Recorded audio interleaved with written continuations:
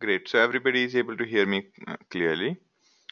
And all right. So I have started the recording. So we should start now. All right. So before we start with our further discussions, do you have any questions for me?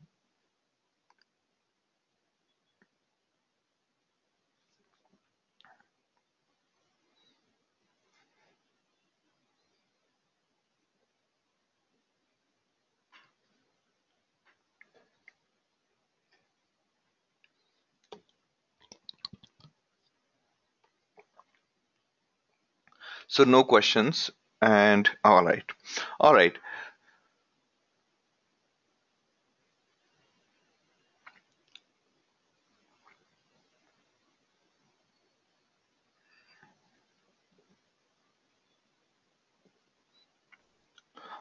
Okay. So go ahead. What is your doubt, Abhishek? Abhishek has wanted some clarity again on the local file system versus HDFS. So do you have a specific confusion?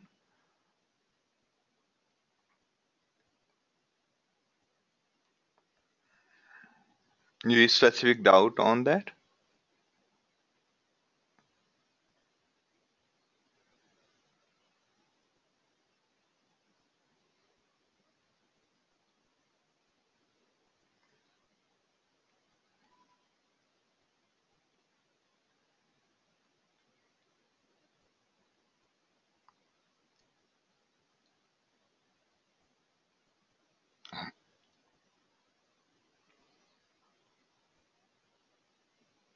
Okay, okay.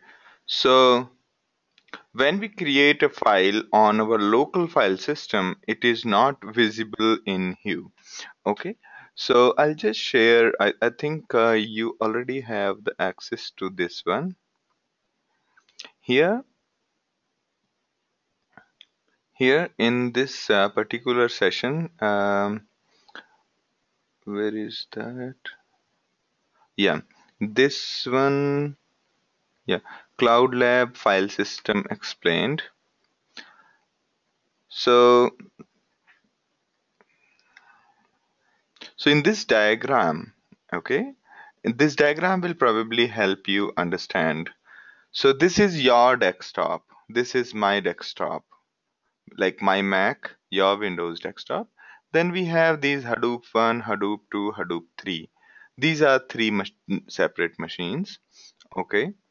Now, all of these Hadoop 1, Hadoop 2, Hadoop 3, all three of them are running data nodes, which means all these three machines will be storing the data in the form of blocks. And actually, there are four machines. Hadoop 4 is also there.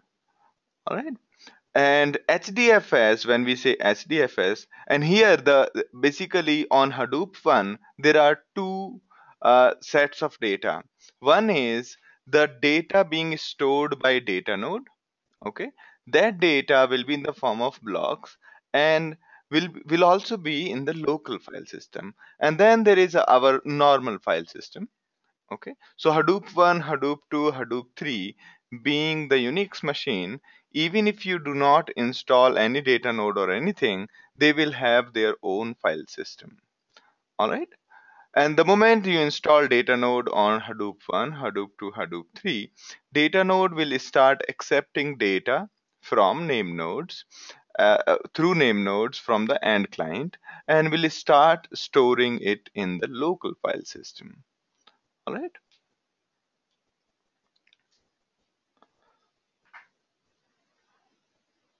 So now in a usual fashion, when you SSH into Hadoop 1 and you say ls, normal ls, you are talking to Hadoop 1's local file system, the native file system that comes with the operating system. When you install operating system on any machine, or when we install operating system on Hadoop 1, it basically created those folders, and we can so that is the native file system. And HDFS is like a combination of multiple data nodes and name nodes, and that's what is known as HDFS.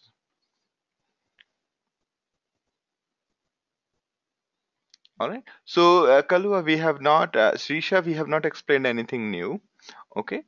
Just go through this document again. It won't be that, it won't be too lengthy for you. Okay. So, this diagram will be very clear to you. So this is my machine. These are Hadoop 1, Hadoop 2, Hadoop 3, and Hadoop 4. There'll be for fourth machine also. And then there is HDFS. So there are three file system. One file system is on my local desktop. Other is Hadoop 1, Hadoop 2, Hadoop 3 file systems. And then there is HDFS. Okay. HDFS is central to everyone. So Hadoop one, if they want to talk to HDFS, they say Hadoop FS minus LS. Or if I just want to directly talk to, if my desktop directly want to talk to HDFS, I can open in the browser, I can open Hue in the browser and can start working on it. Okay, this line you see here is Hue. Okay, so probably this diagram will make everything for clear. It's just two paragraphs, so go through it. And all right.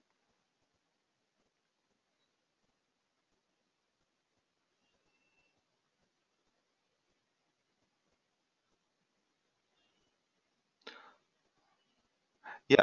uh, and do you have any document to set up single? And so single one we have done here. So Arvind's question is, do we have document to set up single and multi-node Hadoop installation? So single one is here, as in you can basically go to this one. Okay, your installation instructions. So in this, after the Cloud Labs, there will be second section in which you can download the virtual machine.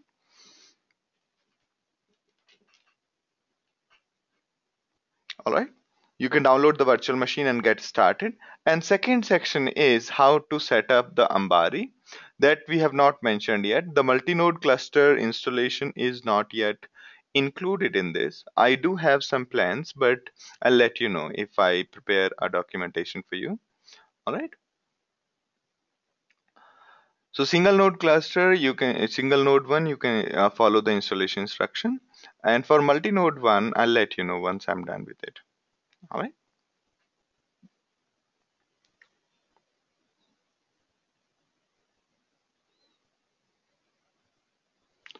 Okay. So let me see. This URL is not working. That's what Girish is saying. So Girish, yes, it was not working. I also received an email from Arvind earlier, but now we have made it work. All right.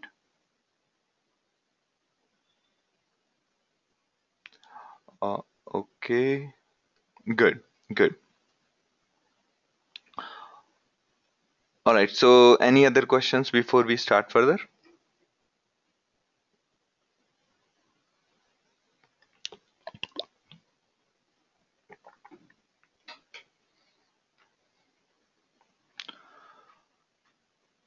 Great. So till last time we discussed about few things, as in first thing we discussed was HDFS. How does it work? And before that, we had gone through the general discussion on big data, and also we had gone through the general discussion on the Hadoop architecture and as an overview. And then we discussed about HDFS and its design. And afterwards, we discussed about our MapReduce. MapReduce, the one which we had done, was just based on, I mean, the general discussion of the usage of yarn, and but we have not gotten deep into MapReduce. So now we are starting our discussion on MapReduce, and this discussion will go from a problem solving perspective. So we'll try to solve a simple problem, and we see that can we do it using our existing tool. Okay, and see what are the downside of that, And then we'll move forward slowly towards the design of MapReduce. All right.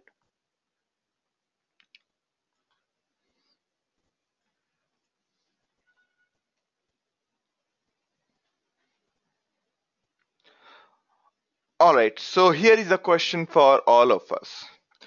It's not a new question, and this question you all must have faced. Let's say you have all the Lord of the Rings books, and you have to find the frequencies of the words, meaning which word has come how many times. That's what we want to know. We want to do the frequency analysis of each word in that exists in this book. Okay, so some of you must be thinking that what's the point of knowing the frequency? Actually, the frequency analysis of words is very important. If you even go to Amazon and look at something called character plot in the book, okay, that shows that which uh, which protagonist has come at what point, or the protagonist has which actor or which player in a book has appeared where. So there is this storyline of each fiction book, okay, that Amazon displays, and it's very popular. That timeline. So it basically is based on the frequency analysis of the word of the book. So we do the frequency analysis and we remove all the common words and then see which word is not not from the dictionary, and based on that we figure out that who is the protagonist and all.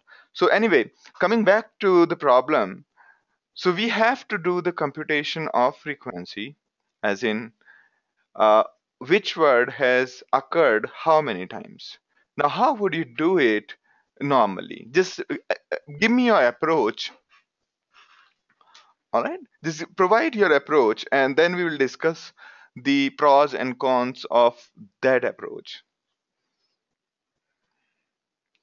Sisha is saying we can use a hash table. Interesting, good. So we can prepare a hash table. Hash table is something like a dictionary in which there are keys and there are values. And the quality of a hash table is a data structure provided by the programming language, such as Java, C++, C Sharp. Everywhere you'll find this data structure called hash table. The quality of a hash table is you put key and the value. Just like in dictionary you have the word and its meaning. Similar to that, in a hash table you put the key, which is equivalent to the name, and the meaning, which is equivalent to the value. Okay, and good part about hash table is when you insert a key value, the time taken is the time taken is very low. Okay, time taken is O1. Similarly, when you retrieve a key from when you try to search for it, the time taken is very small. Okay, and time taken is independent of number of elements in the hash table. The only problem with hash table is that it consumes too much of memory. All right, now Hariharan says construct hash map where key is the word and value will be the frequency. Good. Savita says that we can use an array. Correct. Okay. Yes, Shisha, thank you. The drawback of hash table is memory consumption. We'll also discuss the further drawbacks of hash table.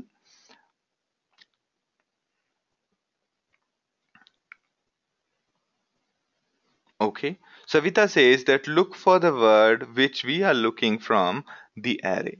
Exactly, Savita. So what you are calling an array is what we are calling hash table. Okay. In array, you have index, which is a number, and the value is also can be anything. But in hash table, the index is not a number. Index is a name. All right. So hash table essentially behaves like an array in which the indexing is based on a word, based on a string. Okay. Any other approach you think of, anyone, other than the current one?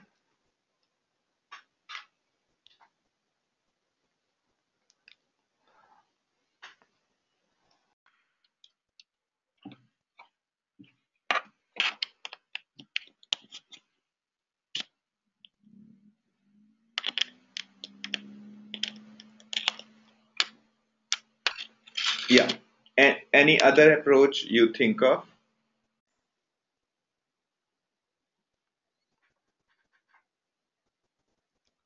Okay.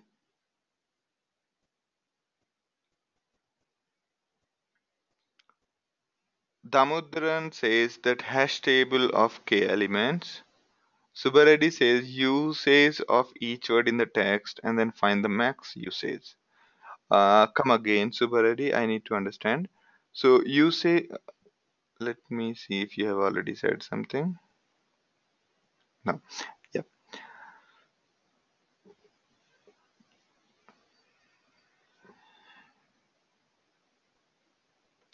Subareddy says the usage of each word in the text and then find the max usage. Okay. All right. So you are also talking about the hash map or hash table kind of approach, right? Hash table, hash map, the behavior of both is similar.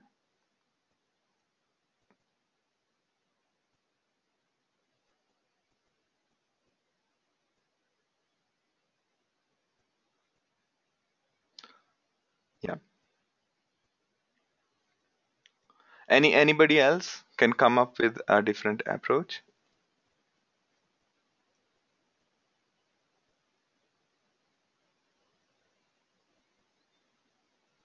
I hope we are recording. Yeah, we are recording.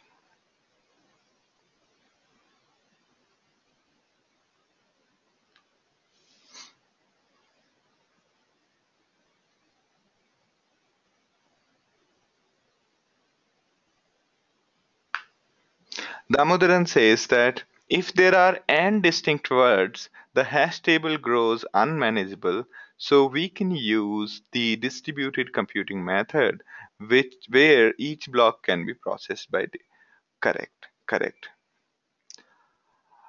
Excellent. Srisha says that we will use group by of SQL. Keep these answers coming. These are wonderful answers.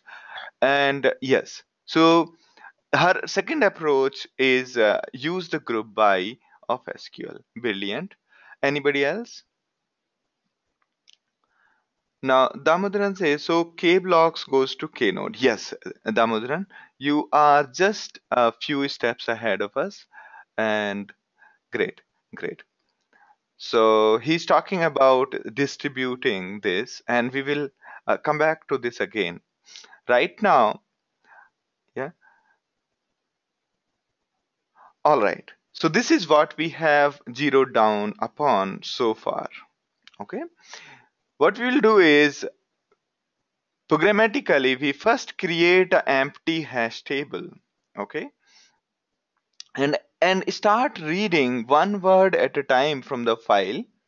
And if we find out if we and for a particular word, if there is no, I mean, when we look in the hash table and we see that there is no word existing already, we just create an entry in the hash table with key as the word and value as zero, value as one. Okay, value as one, and that means, and for the next word, if there is already a word existing in the hash table, we increase the value by 1. Okay, value is number of counts and key is the actual word. So this way, basically, as we are passing through the whole file from top to bottom, all we are trying to do is trying to check in our list of word and its count, and if it is there or not. Okay, so based on this, we are doing the computation.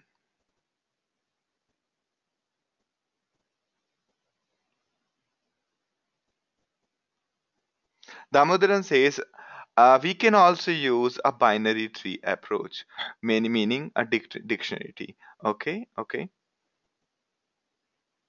So Anuj, as you have just joined, let me just reiterate what we are trying to solve. If you have a plain text file of all the Lord of the Rings book, how would you find frequencies of the word? Over each word. Okay. All you have to do is give me the list of distinct words, unique words from this file, and how many times each of those distinct words have appeared. That's all we are looking for. So we discussed about couple of approaches here. First approach is we create a hash table containing key as the word and the value as the count. Hash table is like an array. In array you have indexes based on 0, 1, 2, 3, and so on. But in a hash table, the indexes are names. Indexes are the strings. Okay, so it is that way. So this is one approach. All right.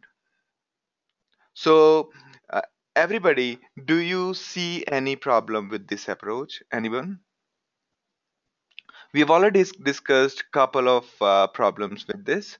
So could somebody come up with a quick list? What is the problem in this approach?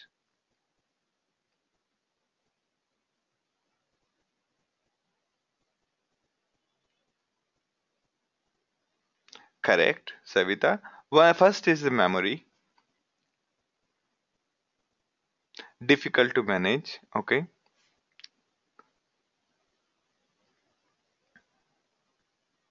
correct. So main problem here is the memory.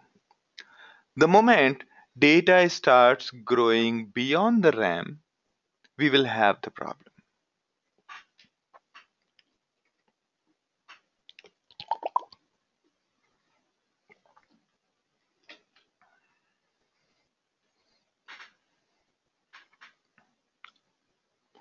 Correct.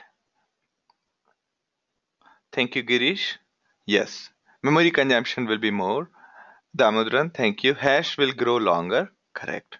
So generally, a hash table is 4 times the actual memory because of the data structure overhead. And I mean, I'm talking not 4 times in terms of real computing, but when you do a practical, you will notice that the total amount of space taken in a hash table is around 4 times. And I'm talking here about Java, sorry, Python. But in case of Java also, it is generally 2 to 3 times the actual memory. All right,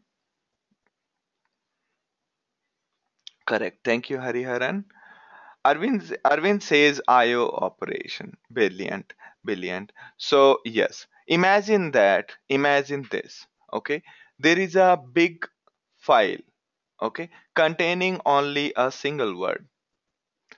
Okay, so let's take this problem. Say there is a 500 MB file and there is only one word in this file repeated endlessly. So in those cases, the memory will not overflow because in this dictionary or a hash table, there will be only one word, right?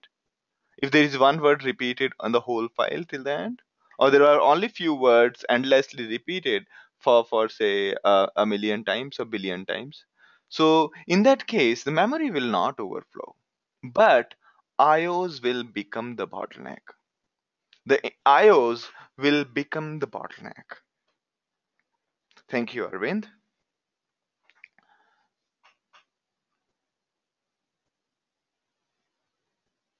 Hash grows long and OS needs to swap this. Thank you, Damodaran. Great. So is it clear? So generally the RAM will become bottleneck in this case, and in some rare cases, RAM may not become the bottleneck, but the IO, as in the rate at which we are reading the data from the file system, will become the bottleneck. All right. Now here, since we talked about few MBs of data, so this approach is correct and will work fine. But the moment that data starts increasing, the process will not be able to fit the data into the memory. Now, second approach, which Srisha has mentioned, is using group by of SQL. Okay, so you break the all books text into one word per line, per row, basically row of the database table. So this table contains many rows and only one column called word. Okay, now all we need to do is all we need to do is afterwards do a group by clause on this database table. Do you think this makes sense? So, and database is well known to handle the data which is not fitting into the memory. So, do you see any problem with this approach? Anyone? Probably this is the approach you are, if you are a developer and your boss asks to do this above mentioned task, this is the approach you might take most likely. So, anybody, is this particular approach clear to you? The approach number two?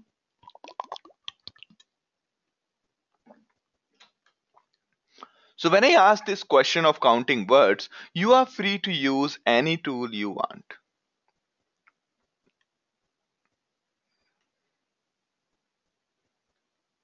Arvind says too much data for word. That's correct. Table might take a little bit more space.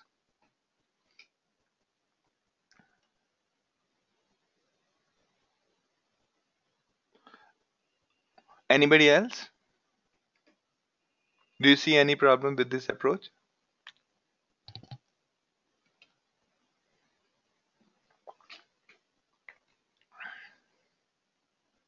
Srisha says that it is time consuming and requires more IO cycles. Okay. IO cycles as in more time to read the data from the disk.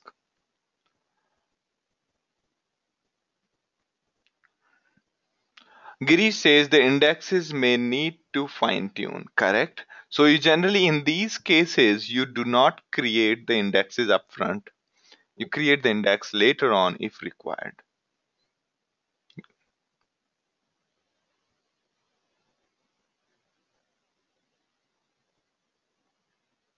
Damodaran says that instead of going with the word as the key, we should use the hash key value and go to that bucket and navigate along the cascaded hash and find the word. That's a very good approach. I'll describe what he's telling in a minute. All right.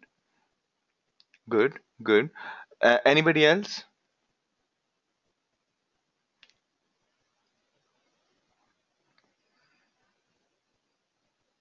Correct. IOs will be the bottleneck. Yes. Thank you, Abhishek. Yes. So this approach will be good and will work for most of your problem. But after a point in time, when the data keeps growing, both CPU as well as your disk becomes the bottleneck. Okay, CPU and the disk will become the bottleneck apart from the RAM being the bottleneck. Okay, because what database does is by using a data structure called B tree, lot of work of the memory it hands over to the disk, and when that happens there is a lot of load on the disk while even maintaining the while executing any of the group by, select by, or any other SQL process. So basically, in case of database, the RAM will not be the bottleneck, but if the data grows bigger, it will have to read the data from the disk and then do all of this computation, and that will take a lot of time. So most likely it will be your disk which will become the bottleneck. That's correct. Thank you, Abhishek.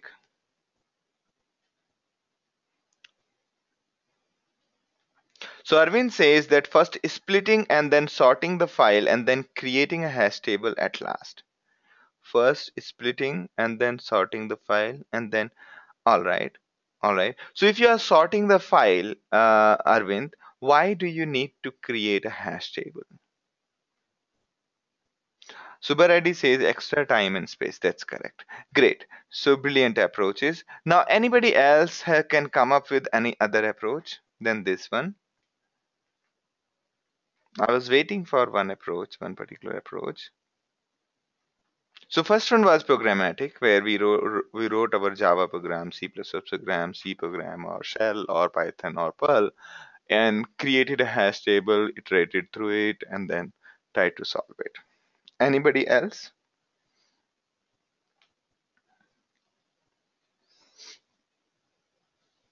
Pawan says, can we split the file into many parts? Okay. So as Damodaran was also suggesting, so we can split, yes, and then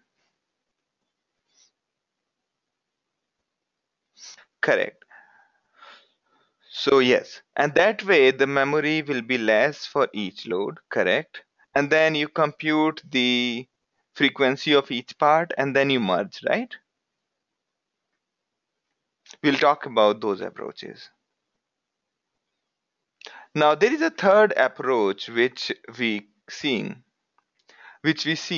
and probably this is my most, I mean, favorite approach, and I do it quite often using Unix command line. Okay, how many of you are aware about Unix?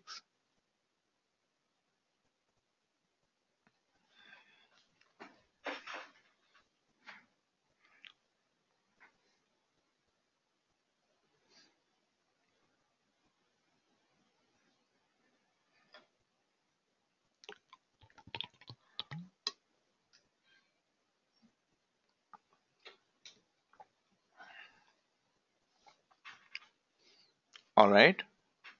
So one, two, three, four. Four people. All right. Five, six. So around six of us are aware about Unix, the basics of it. So I'll just, I hope you don't mind if I, Damodaran, hope that won't be a problem if I just describe the basics of Unix command system. Probably that will, yeah. All right. And here we go. So, all right. So before describing this approach, I would like to describe you a few things. So in Unix, there are these basic commands like ls. So let me also log in onto our cloud. That will make more sense.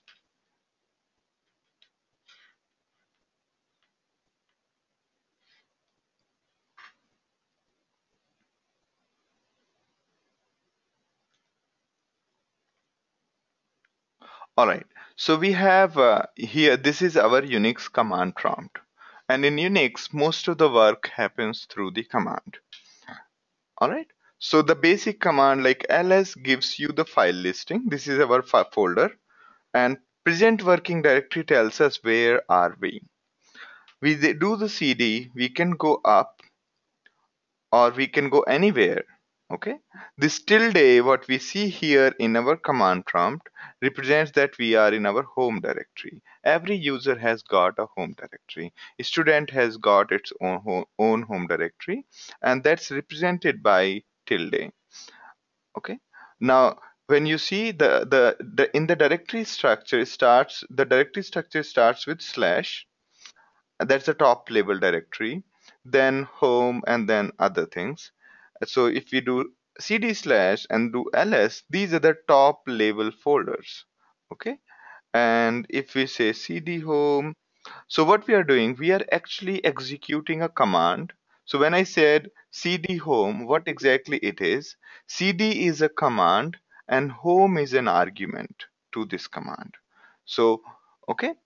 So every command can take argument. It's up to the command. Okay. Right now we did not provide any argument to the command. So it takes the user to the home folder. All right. So this is the Unix way of uh, getting the things done. Whenever you want to do something, you come to the command prompt and start working.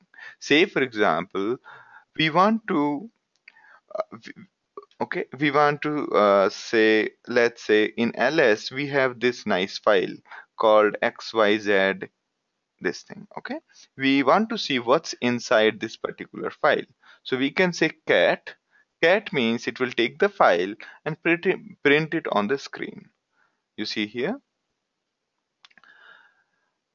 All right. And if you have, there will be one more file called big.txt. All right, you can see. Okay, let me first go to my home folder. So you can see big.txt. All right. Now, if and then there is another command called tail, which basically prints only the last 10 lines of this big.txt. Okay. Now, the interesting part about Unix is that is something, the most important part about Unix is the pipelining. So we can tell a command, one command, to give its output to another command by the way of piping. Okay, so let us say we want to count number of letters in big.txt in this output. Okay, so big.txt, as I was telling you, will give you 10 lines, last 10 lines. And if you pipe it to WC, for example, WC counts the number of characters, number of letters, I mean number of words and number of lines. Characters, words and lines, that's what WC does. So WC says that there are 10 lines, 42 words and 240 characters in the output given out by tail. So this, the output in, so what has happened here is tail big.txt, instead of giving its result to us, has given the result to WC. Okay, this is what has happened here. All right, so is that clear to all of you? Brilliant. And so similarly, we can say we can further output the WC's result to some other. Say again we want to put WC. Now you see there is only one line in the WC's output. So basically this result, whatever we are given on the screen, we have further given it to WC. Okay. Similarly, if we are saying cat will print everything on the screen, and this big.txt has got many lines. Okay, so we pass the output of big.txt to a command called more. What more does is more takes the input, lot of lines in the input, and displays you page wise in the page wise manner. Okay, like this. All right, we can press q and it will quit the program. All right, sound sensible to you?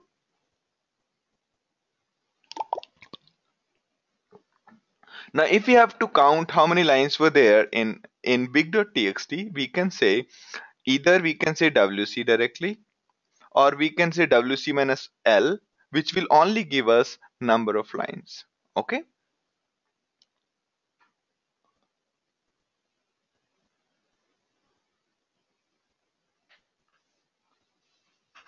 So Arvind's question is how to get the words, not the number.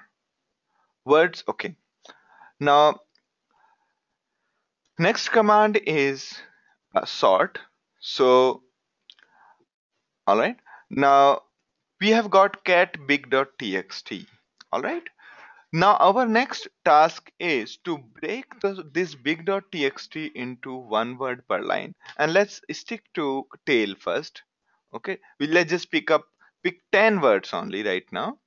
Okay, so and then so this is let's or I would like to say head displays first 10 lines.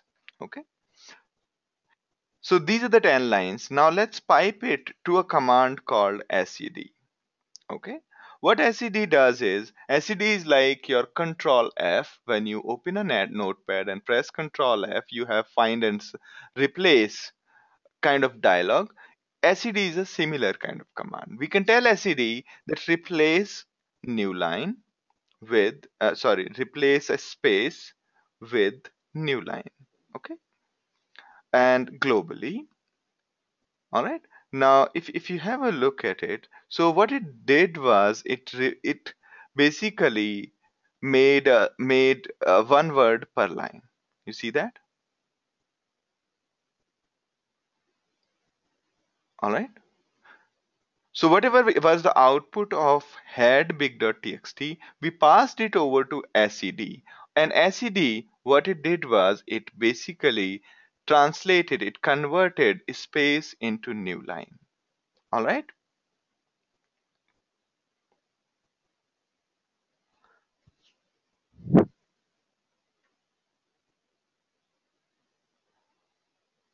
Okay. This makes sense to you?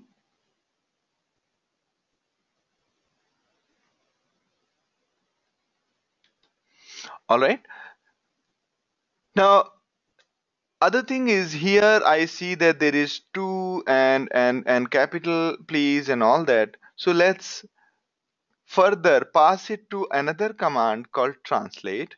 What translate does is it translates the character ranges similar to SED. It also basically replaces the letters. So it has translated everything into lowercase. Okay. So here what we are doing is the output of head command is given to SED. SED, instead of giving us the result, has handed over the work to TR. Now TR is what is printing the output to us. Now next is, if we have to now this is fine. Let us say that we want to order these words. Okay, so we pass the output to sort command. Now let's say we want to find out the unique word count, so we say unique minus C.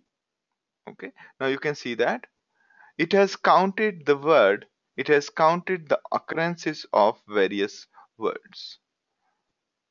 All right.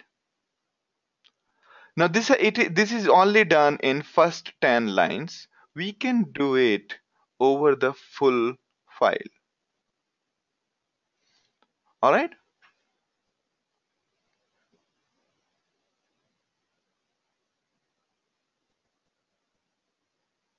Can see that it has computed. Now since we don't want it this way, let's just put more over here. So now you can see that first cat gave its output to find and replace. Okay, cat gave its output to find and replace, which is SED. Then TR, as in converted to lowercase, then sorted all the words, and then we gave it to unique. Now, some of you might be under the impression that unique should give us the unique word anyway. Why did we need sort? The unique works only if the words are sorted. All right.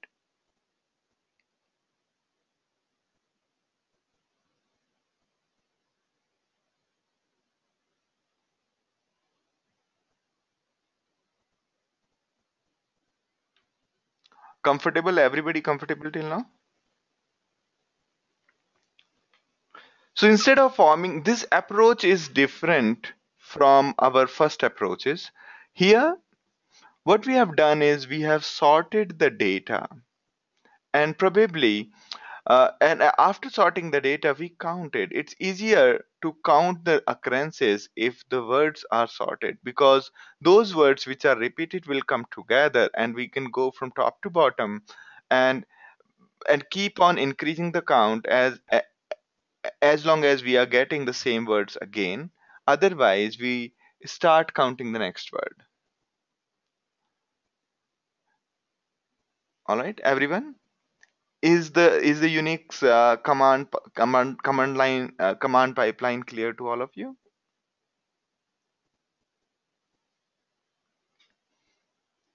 So how many commands are there in this full command? How many commands are pipelined? Anybody?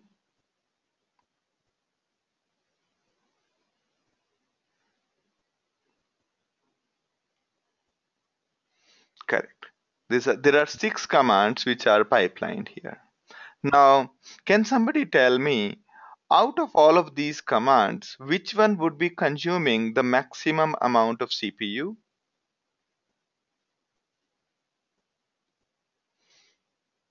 The command which is most intensive out of these 6 commands.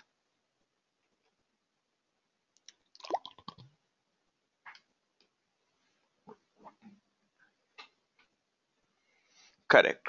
So it's a sorting command which eats up all our CPU. Reason being, sorting is a tough process. You try to sort the, you try to order a pack of cards, which is 52 cards. It is going to take you quite a while. All right.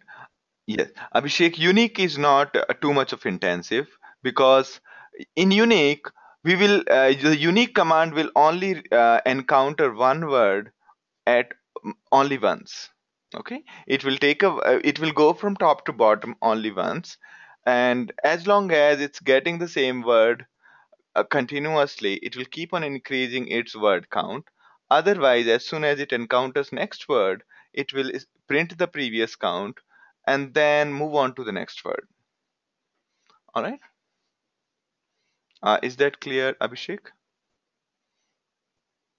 Damodaran, that is not O1. I mean, unique is not O1. Unique is ON. Okay. ON means the time taken by unique command will be proportional to number of elements. If n is the number of elements in the input, unique will take on time, time proportional to n number of elements. Reason being, unique will visit one, at least unique will visit all the words only once. Okay, therefore if number of words increase, unique will have to visit more number of words and so on.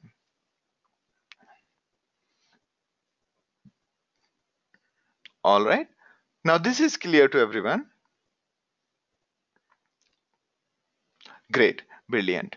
Now if you look at this approach, it is the sort which need to be rectified other than cat, because cat is also a little more intensive process, because it is going to read the hard disk, right?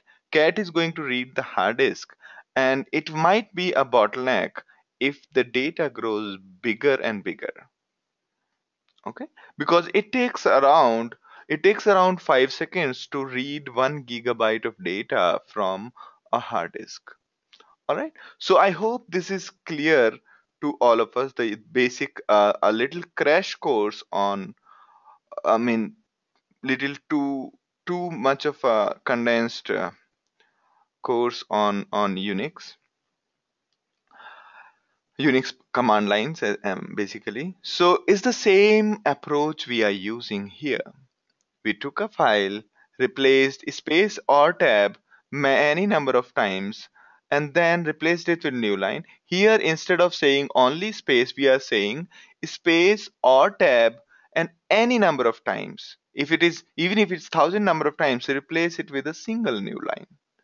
And then here there is one more important aspect. So you could argue here that this sort command will again be the memory hog, right? Sorting, for sorting, it has to read the data into the memory, then do the work, right? So that is why sort provides you, if you go to manual of sort, there is a buffer size option, so we can tell sort that, hey, don't use don't try to fit everything into the memory.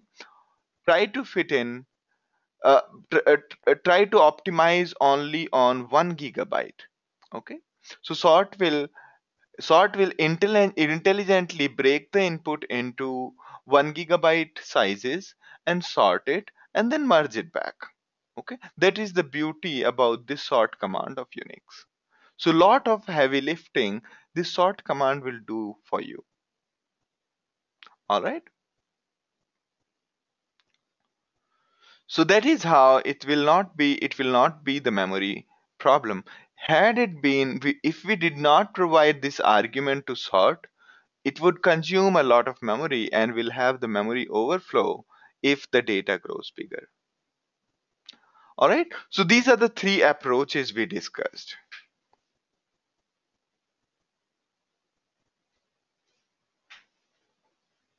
No, we use -s option to only use a limited amount of memory instead of using the full memory. Okay. That way, sort does not consume all the memory. Also, sort understands that it has to break the input into to fit into that memory. All right. So Anuj, uh, yeah, Anuj, of and hence it will increase the processing time mostly. So your statement is correct in that sense that -s option will increase the processing time. All right. Good. Good.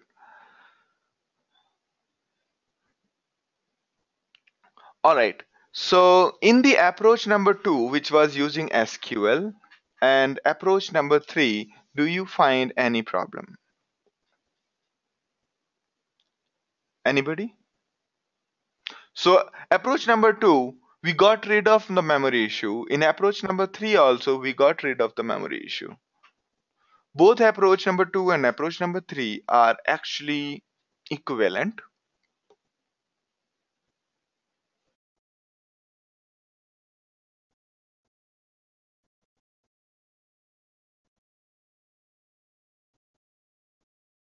See any problem with these approach number two and approach number three? Anu says, still there might be IO issues. Good. Hariharan says, processing is still happening on single machine. Great. Damodaran says, everything is still done serially unless you have multi-core CPU and your app can have threads to load balance. Thank you, Damodaran. If the size, Abhishek says, this, if the size of the file is very big, it will take a lot of time. Great. All right. So these are the few problems. So CPU, disk speed, and disk space are the main problem which will basically hit our both approaches. So when it came to the sorting of the file, our usual tools, the Unix command and the database are our usual tools, right? And when the data keeps on going bigger and bigger, and this sorting command does not help anymore, then you have to think of creative, innovative approaches which can utilize multiple computers simultaneously. Okay, and that's when we come up with now this fourth approach. Okay, we call it external sort. So as we said, that main problem is with reading the data, as well as the second problem is with the sort command, because sort command is too intensive.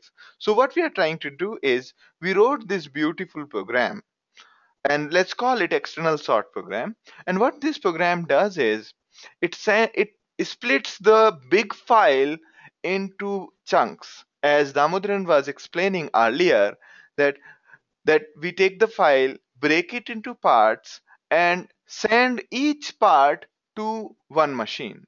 So the whole file goes to multiple machines, and these machines do their individual job and send their result back. Result is the counts of words in each file. File 1, we break the file into multiple parts, send each part to one machine, and then let each machine do the job of counting words. And once we get the result from each of these, we merge it. Okay, we merge it and we count it. Now here there is one more intelligent thing we are trying to do. We are telling each machine each machine 1, machine 2, that when you give us the counts, do not give us unsorted counts. Give us give us the data which is sorted by the words, which is ordered by the words, so that our launcher is not our launcher can easily merge the results. Okay, our launcher can merge the result.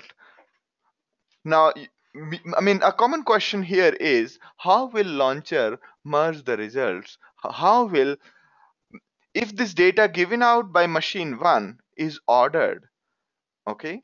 Say RE and SA is ordered, right? RE comes before SA in the dictionary. Similarly, GA comes before RE in RE as in Ray. So imagine this: we have a big file which contains SA, Re, Ga, Ga, Re. Okay, this is a single file. Now, SAR array part of the whole file, we have sent it to machine 1. Gaga array we have sent to machine 2. Of course, it's a huge file. We won't be using these two machines to count these six words. Of course not. This is just for the example sake. Now, launcher sends these portions of the data to machine 1 and machine 2. Machine 1 does its job and machine 2 also does its job and gives the result. Now, important part to notice here in this approach is we have coded machine 1 and machine 2 in a way that they give the result in an orderly fashion, in a sorted order instead of a random order. Correct? Now, if we do not, if machine 1 and machine 2 does not give the result in sorted order, launcher will have to sort it and it will become a problem. Now, merging two sorted data is very easy. Okay, merging two sorted data is very easy. I'll show you how. Subba Reddy's question is, does it need to resort it? No. S- Merging two sorted data sets is very, very easy. You can actually close your eyes and imagine that there are two rows during the prayer session. In the school time we had these prayer sessions. There are two rows of kids in which the shortest is standing in front and the tallest is standing at the back. So there are only two rows. Now we want to merge these two rows into forming a single row, right? So you can look at the both the rows from the front and compare the two kids who are on the front and then pick up the one who is the shorter, and that way you can keep on doing it again and again and merge the two queues into a single queue. All right, I'll give you a demo. This is very important. Okay, this is a very important part of any big data computation, and you have to keep these things in mind when we talk about big data. And these are not something like a very big deal. All you need to think about is how do we do things in a normal life. All right, let's say that there is a first set is first set looks like this: 1, 3, 2, 4, 6, 78, and then 90, then 111. Okay. Second set looks like this. Okay. Second set is 2, 2, 4, 5, 7, 7, and sorry, 34, 89, and 1000. Now, both of these sets, first set and second set, they are ordered, right? First set and second set, both are ordered. Or I mean, first line, let's call it first output. Okay, first output, second output. I'm trying to show you how to merge the sorted results and get the sorted output. Okay, and you still have the, so let's say in the beginning we compare 1 and 2 and pick up the one which is smaller. Okay, this is merging result like this. Then we compare the another one and pick up both if both are equal. All right. Now we compare again the front one of both the queues. 2 is smaller than 4, so we pick 2 again. And then we see 4, so we put 4 and okay. Now out of 6 and 5, whosoever is smaller, we pick that. And then 6 and 34, of course 6 will be picked up. 34 and 78 will be something of this sort. All right, and so on. So this is an oversimplification of the problem. Okay, so this is how we generally merge the two sorted results. Sounds sensible to you?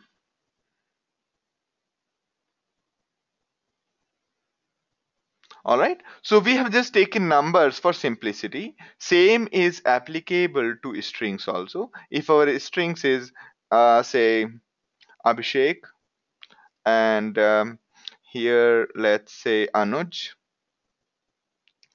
and we have Damodran, and we have Girish here. Okay, so these are sorted in itself, both of them. So we can say we can pick up Abhishek out of Abhishek and Anuj, who is short, who will come first? Anybody lexically? Abhishek and Anuj, correct? Thank you, Savita. It will be Abhishek. All right, then Anuj, and so similar is Damodran and Girish. Okay, so this kind of strategy is good and will work only if first and second both are sorted. Okay,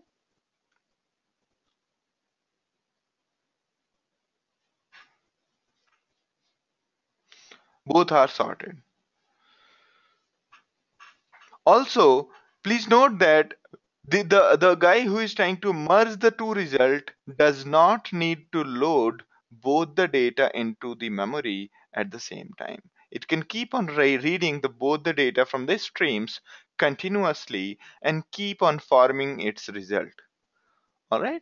So therefore, merging the two results, which is Ray 2 and Sa1. So machine 1 took the output Sa Ray Ray, converted into the counts Ray 2 and Sa1 using the approach we have so far discussed. Either we can use approach number 1, 2, or 3. Any of the three approaches we can use to produce this result here.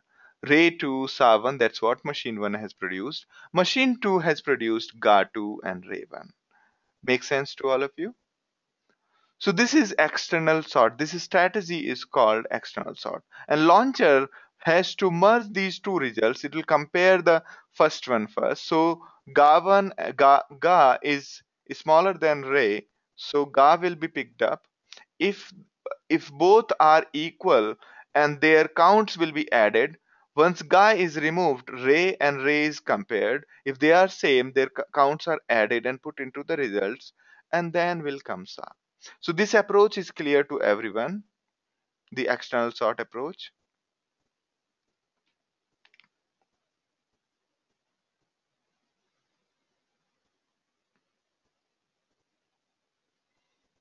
So there we have three machines: a launcher, machine 1, and machine 2.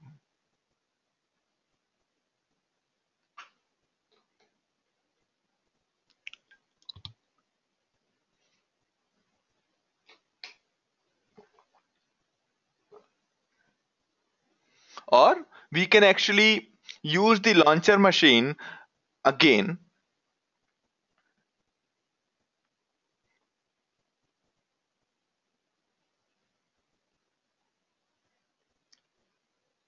because by the time machine 1 and machine 2 is working, launcher is apparently free, so we can actually make launcher one of these machines also. So is it clear only to Abhishek, uh, this particular approach?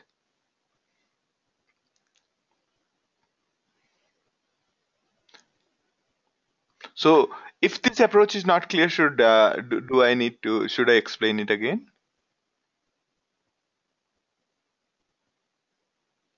Basically, whatever file we had, we broke down into parts and sent it to different machines. Let the different machine do the frequency computation, the approach number one, approach number two, or approach number three using SQL, using Unix command, or using a program, howsoever machines want to do it.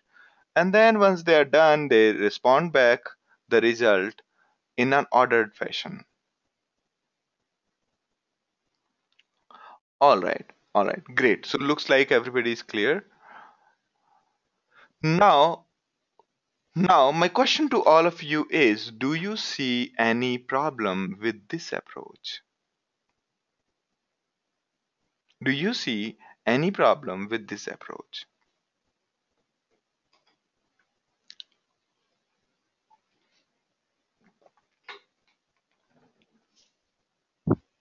So we have basically used multiple machine to count our words, and the only reason what we have done right now is sorting over multiple machines.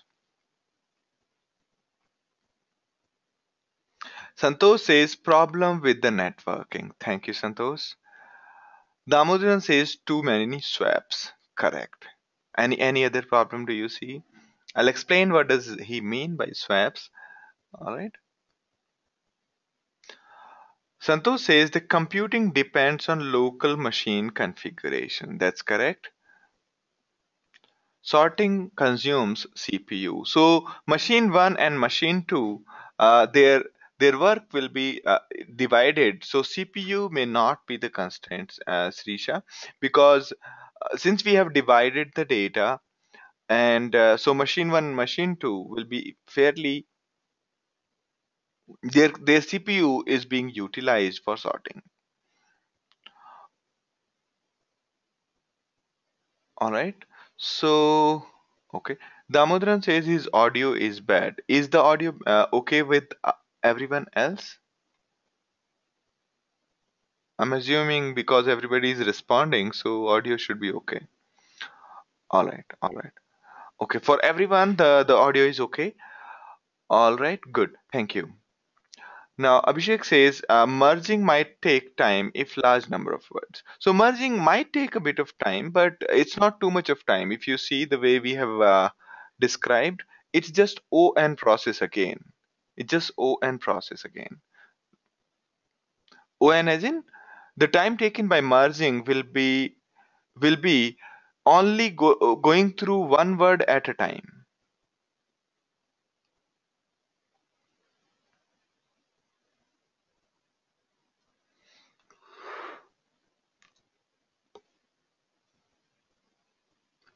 So Subbareddy's question is how many machine limitations for huge data? So it is up to you how you design your system and how many machine you want to utilize.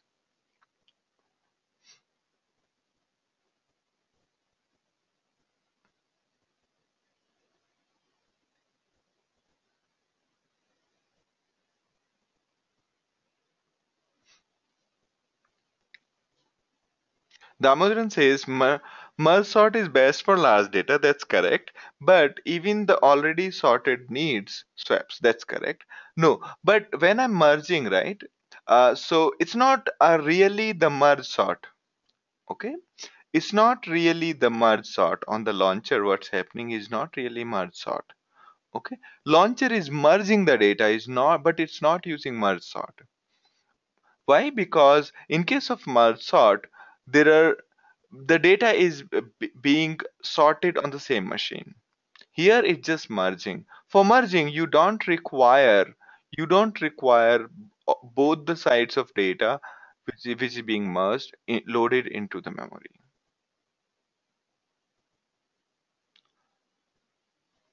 Hariharan says, what if one machine goes down while doing the processing? The entire computation need to start from scratch. Brilliant, Hariharan. Thank you. So yes, Damodaran says, so it's not so good for already sorted data. So, uh, all right. So launcher, so the way it's happening is launcher is just splitting the file into machine one, machine two. Machine one is giving the counts, and these words in the result are sorted.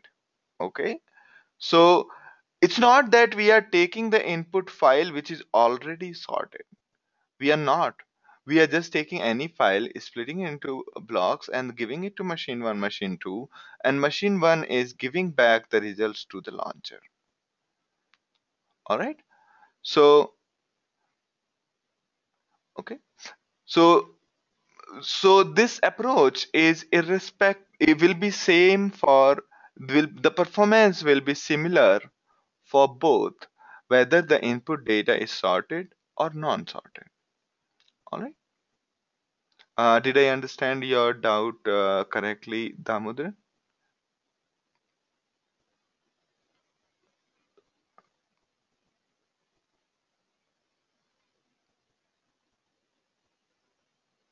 All right, great.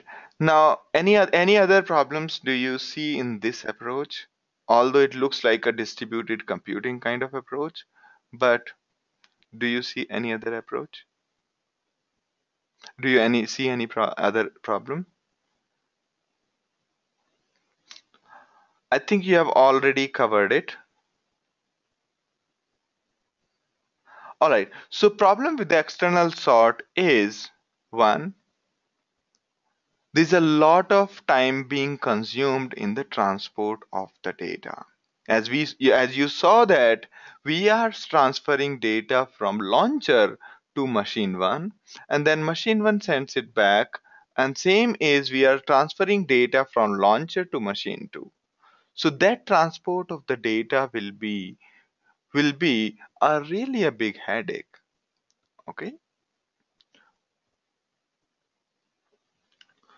Second problem with this is that although sorting is a very generic problem, but for every time somebody asks us to solve a problem, we will be thinking in terms of what to send to each machine and what to do on each machine. Okay. Therefore, for each requirement, we will be we will be building a special purpose network oriented program. All right. Second, as I think Anuj said, or somebody said, that what if one machine goes down, what will we do, and all of that. So effectively, there's a lot of engineering that is required. Then one machine goes down, we have to hand it over to some other machine, and so on. And we have to keep pinging all these machines, figure out which one is running, which one is down. If somebody is not responding in some time, we have to take corrective measures, and so on. So effectively we will have to we will have to use we will have to do a lot of engineering on every problem. Okay, so basically, uh, there are main two problems. First, the time consumed in transport of the data is too much. Second, there's a too much of engineering that is required every time. All right. And the solution for this problem is use MapReduce. Okay. MapReduce, whether in the form of our normal MapReduce or in the form of Apache Spark's MapReduce. All right. So effectively, we have already talked about our data nodes. Okay, in which our data is anyway distributed. Therefore, if we try to do this computation on machine 1, machine 2 the way we have just described, we try to do that on the data nodes, it will be fairly faster because data is already there, so we don't have to transport the data from the launcher to machine 1 and machine 2. All right, is everybody okay with this? So the fourth approach is using MapReduce.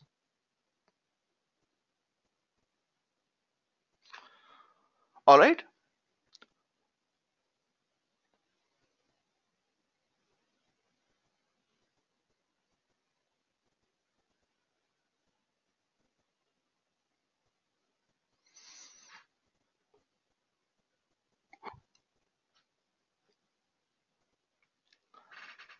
So what exactly is MapReduce? So should we proceed or do you have any doubts for me?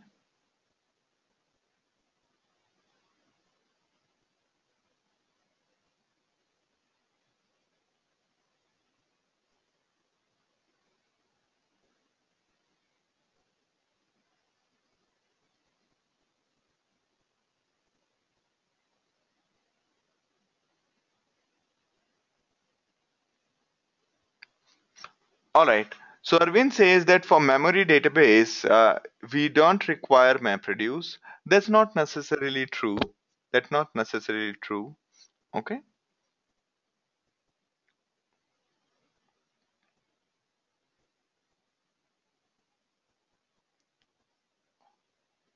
All right.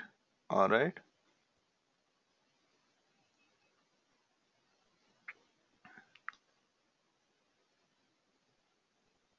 Okay, no problem, Damodran.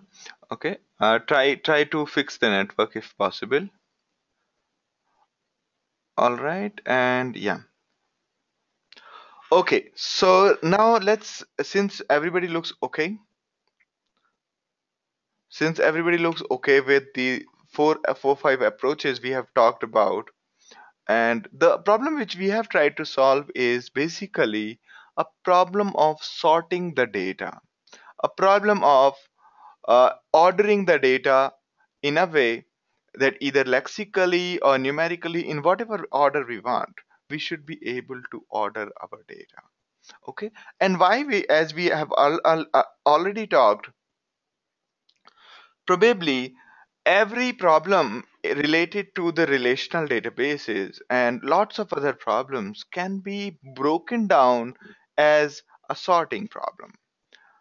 Sorting is the main one of the very important algorithms that is required, whether it's join, whether it's group by, whether it's order by, whether it's lookup. Everywhere the sorting algorithm is required in our data processing. Even in the complex algorithms such as generating the recommendation on a lot of data, or a very sorry, generating even the complex problems such as neural network, other statistics problem, all of them can be broken down partly into the sorting problem. Okay. All right. So what exactly is MapReduce? So we say that we are going to solve our problem using MapReduce. So what exactly it is? It is basically a programming paradigm whi- which helps us to solve the big data problems, specifically sorting intensive jobs, the jobs that are very sorting intensive. Second is,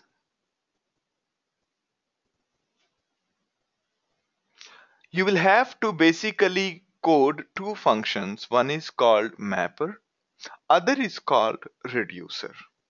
Okay.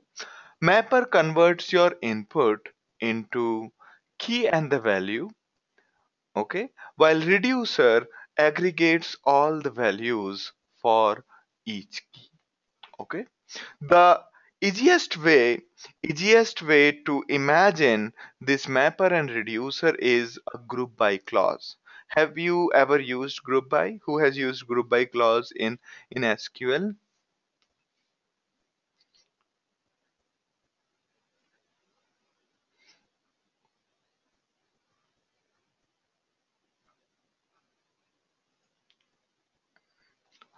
All right. So Damodaran, group by is nothing but, you know, for each key on which we are trying to group by, we try to do something like an aggregation. Say, for example, if we want to find out how many students are there in each class, all we do is group by on a column called class, and then run an aggregation called sum and find that out. All right. So almost everybody has used a group by in SQL. Okay. So easiest way to visualize a map reduce is that using, okay, I think I have a good slide that will be better too. All right. Okay. So when we say group by, what we are saying select word comma count star from my table, group by a column called word. Okay. So what's happening is we are telling database that take the whole table, s- sort it, and form the groups of each word and sort it by this particular column. Okay. We are saying group by this particular column and then do the count star. So here, this part where we are telling that group by on this column is equivalent to mapper, because mapper tells the whole engine that my data needs to be grouped by this particular key. Okay. And then Hadoop's MapReduce will take that input from your mapper and group your data on that particular key. And then reducer is equivalent to running the aggregation, which is count star in this case. And it will basically apply that aggregation function for each of the values for this key. Okay.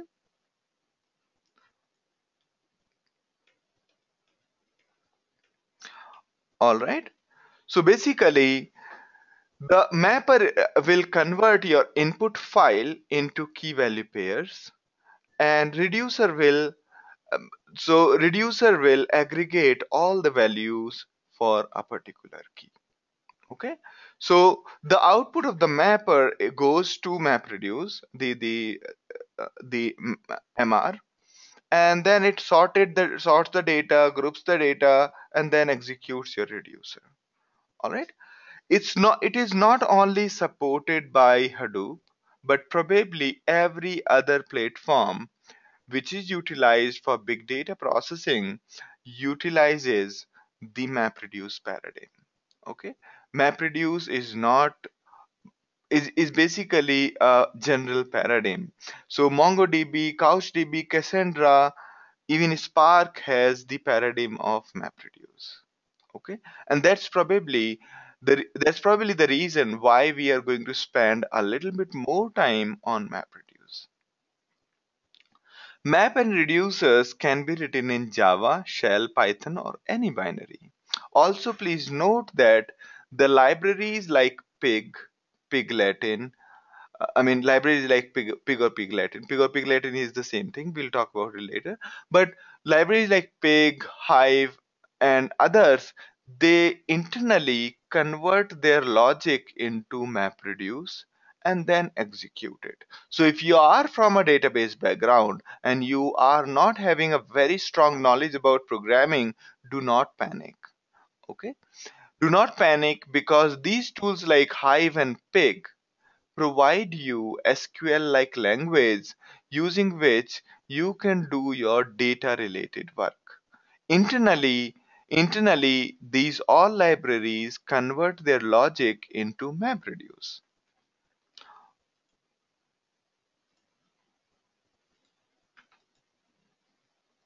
Now, Abhishek's question is, so output of a mapper will have all unique words as the key. Not really. Not really. The uniqueness is not the duty of mapper. Okay. Mapper's duty is just forming the key and the value. That's all. Now, this mapper and reducer, the map function and reduce function is your duty. Okay. You will write this function called map, and you will also write another function called reduce. Let's say that you have written this function. So your map function will receive only one line of the input at a time.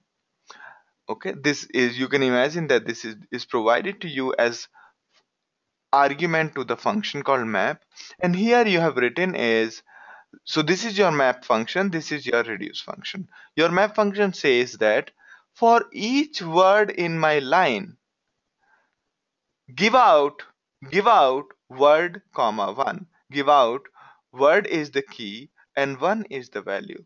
Give out this key and the value. For each word in the input, give out these key values.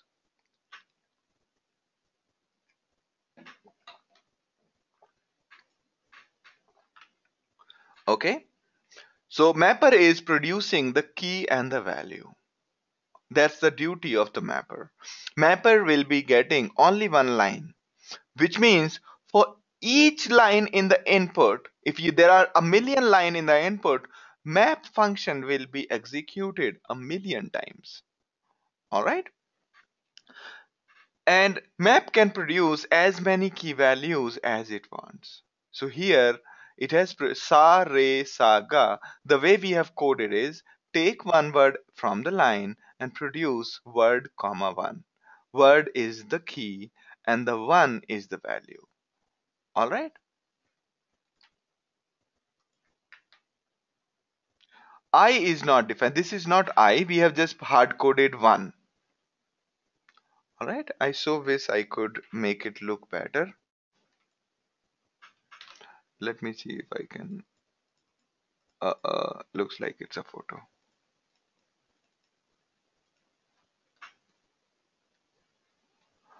Uh, okay. This is actually 1. It's not. Yeah, this is better. This is better.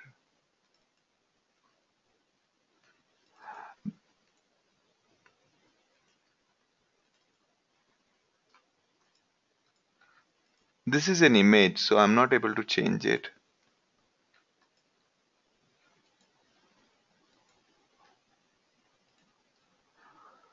All right. Does it make sense to you?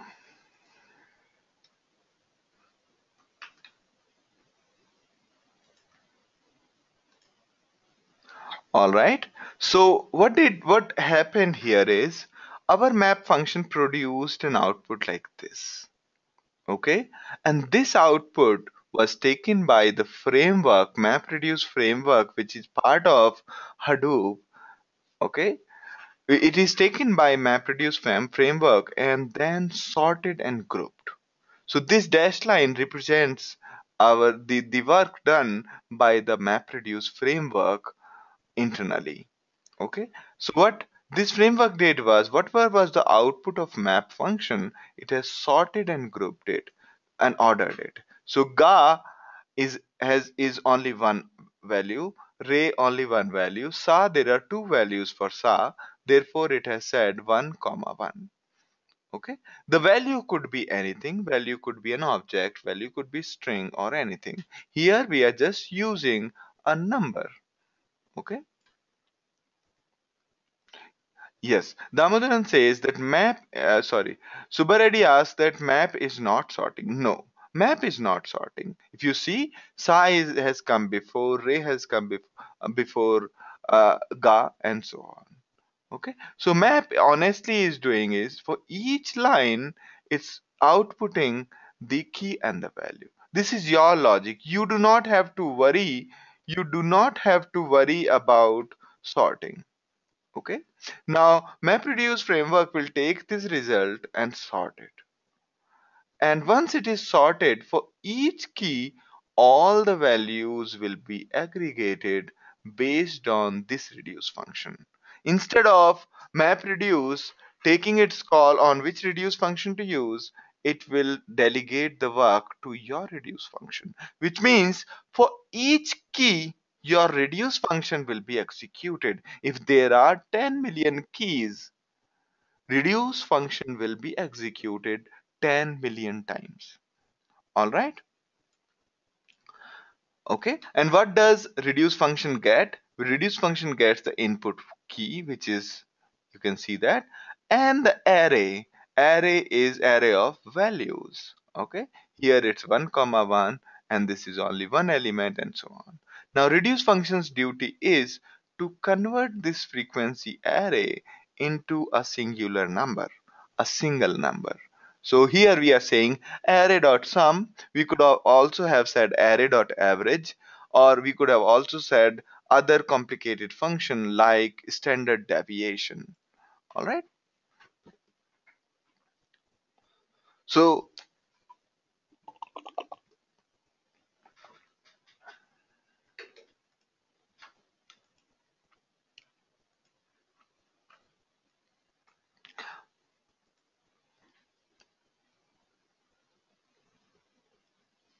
Michael's question is, what kind of data structure does map and reduce store its key and values?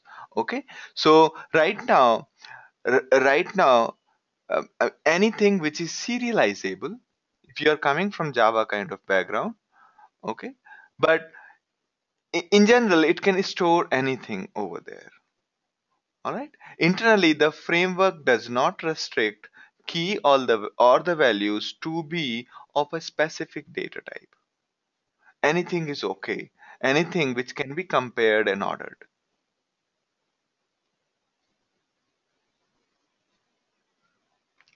All right. So Michael says that it has to store it in a data structure optimized for sorting. Yeah. So here it's basically anything that is serializable is okay to be used serializable as in serializable and comparable. Okay. So everything is okay.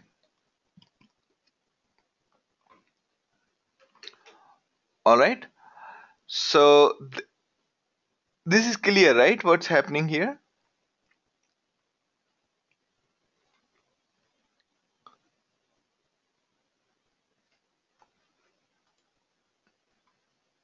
No?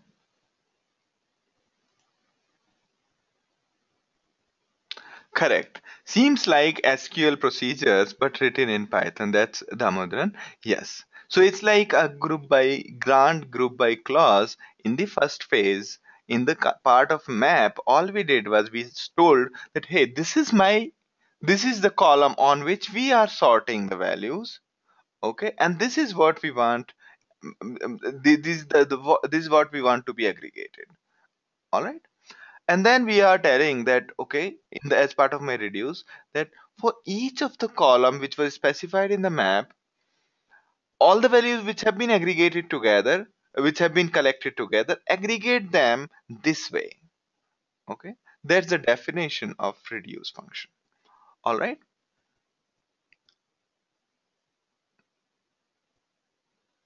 All right, Hariharan and Anuj are okay. All right. Now, Santosh's question is, can you explain where the sort happens? When you say the framework, how will the code be? Okay. So, Santosh, okay, here, this dash line represents it is being done by Hadoop. We'll talk about what goes inside this dash line. Okay. What is being done by Hadoop for you? Okay. We'll go into the detail about how exactly it does it. Okay, don't worry about that, but we need to understand what does it mean by our map function and reduce function. All right, so what's happening is sare saga, it was broken down into key value pair, sorted and grouped by framework, and for each key and all the values of that key it is calling reduce function. Now if you think about it carefully,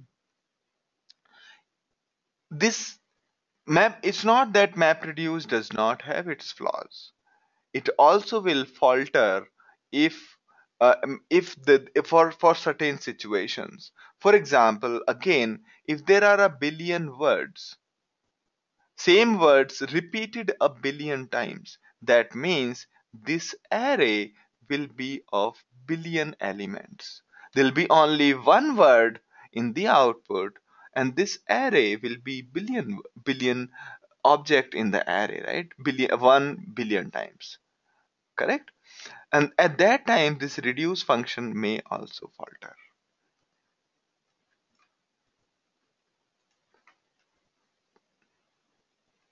Damodaran says, in this map function, can the programmer change the sorting algorithm? No. Okay. Only that it can specify that on what basis you want the data to be sorted. For example, our map function can say that instead of sorting on as A, please reverse the word and then sort based on that. We can say sort based on AS, ER, AS, and AG. Correct? Instead of saying SA1, it says AS1, ER1, and so on.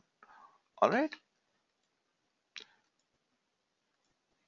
So basically, the map function decides on how the data needs to be sorted. The kind of luxury you have, the kind of control you have is how are two values ordered. That is called comparator. Whether sa comes before re, or how are two values ordered. That definition also you can provide to the framework.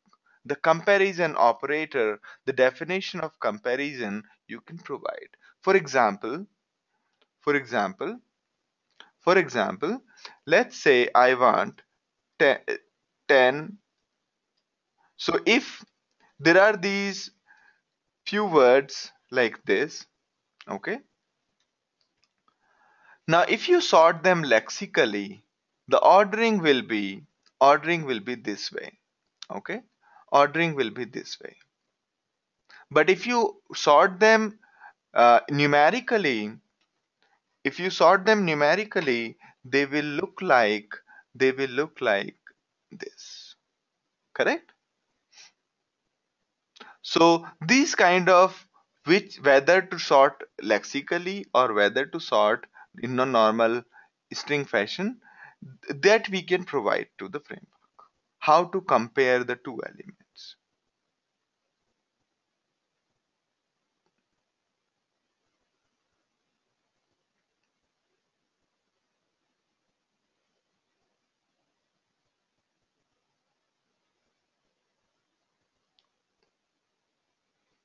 Hariharan says, should we implement compare to method of the object that we use as a key? Something similar to that, Hariharan. We'll have to tell that how to compare these two elements. But by default, it compares in a lexical manner. Okay. Question is, so Shisha is saying that can you repeat the question? Yeah. So the thing is, main question which is being asked by Damodran and others is that if we have data, if what kind of control do we have over sorting? Okay, can we will we have to implement the whole sorting algorithm, or do we need to can we change the sorting algorithm? The answer is no. Neither we have to provide sorting algorithm nor we have to change the sorting algorithm. The only thing we have to do is we have to tell the framework that this is how to compare the two values. Okay, this is how to compare the two values, so that if 1 and 10 are given, it can tell clearly that one is smaller out of two values, which one is smaller. Okay, out of 10 and 2, if it is out of 10 and 2, lexically 10 is smaller than 2, while numerically 2 is smaller than 10. Okay, so we can provide that comparison operator to the framework, telling this is how you compare the two values, and therefore whatever sorting you algorithm you use, please take this into mind that in my definition 2 comes before 10. Okay, that you provide generally.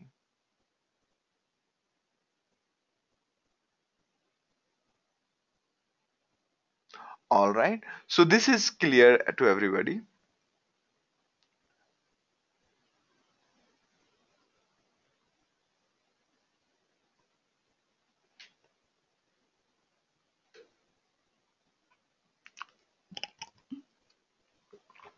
Subareddy's question is, if more number of rows are there, Hadoop has reduced it to lesser rows based on number of duplicate. That is correct.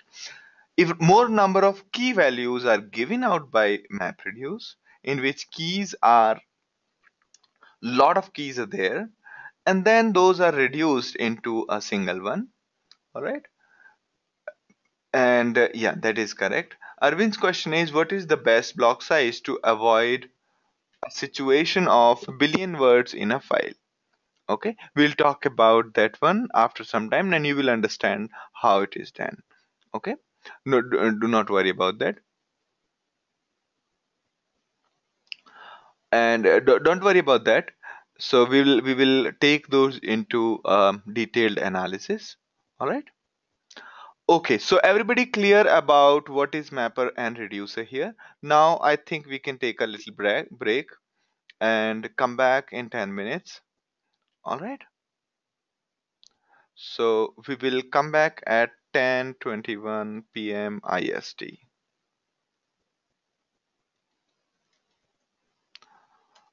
All right.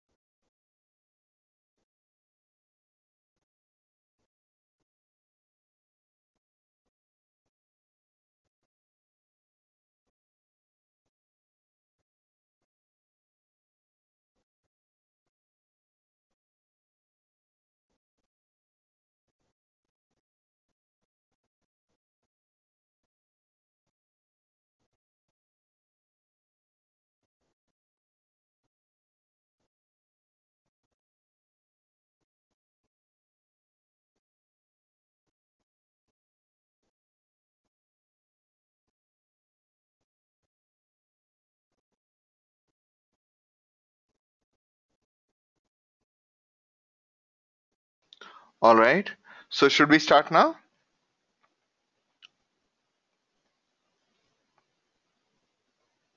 Everybody back?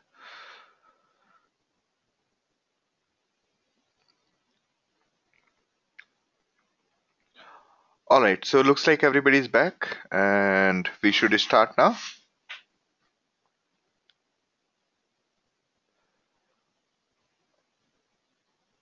All right. So now, okay. Damodaran's question is, what is the common programming language that is more adopted in the industry for MapR? Okay. Honestly, it all depends on what you're trying to do. And you will also get the hang of it, what to use when as we go forward. All right. It's very subjective, very, very subjective. Personally, if I have some work to get done on Hadoop, I will not be directly using MapReduce. Okay. I will be using a higher level thing such as Hive or Pig. In case I have something really difficult to solve, in those cases, I will go for maybe Python. Okay.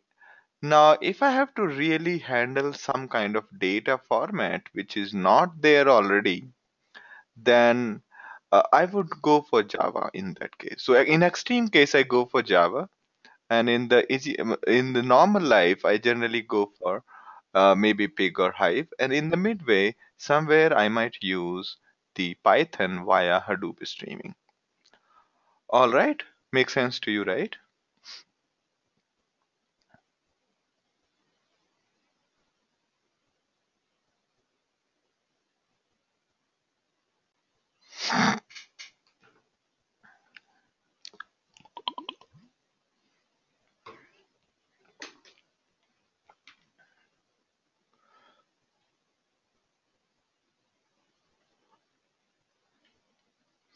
All right, so here we go.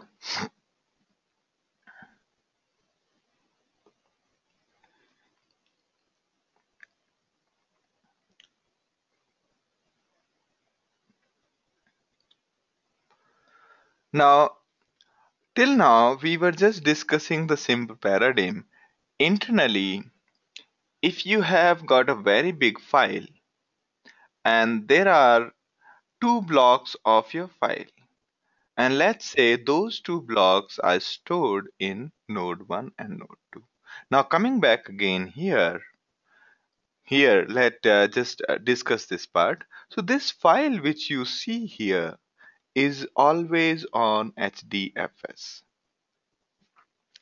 So when we are executing our MapReduce code or the MapReduce logic, what are the things we are going to tell Hadoop, right?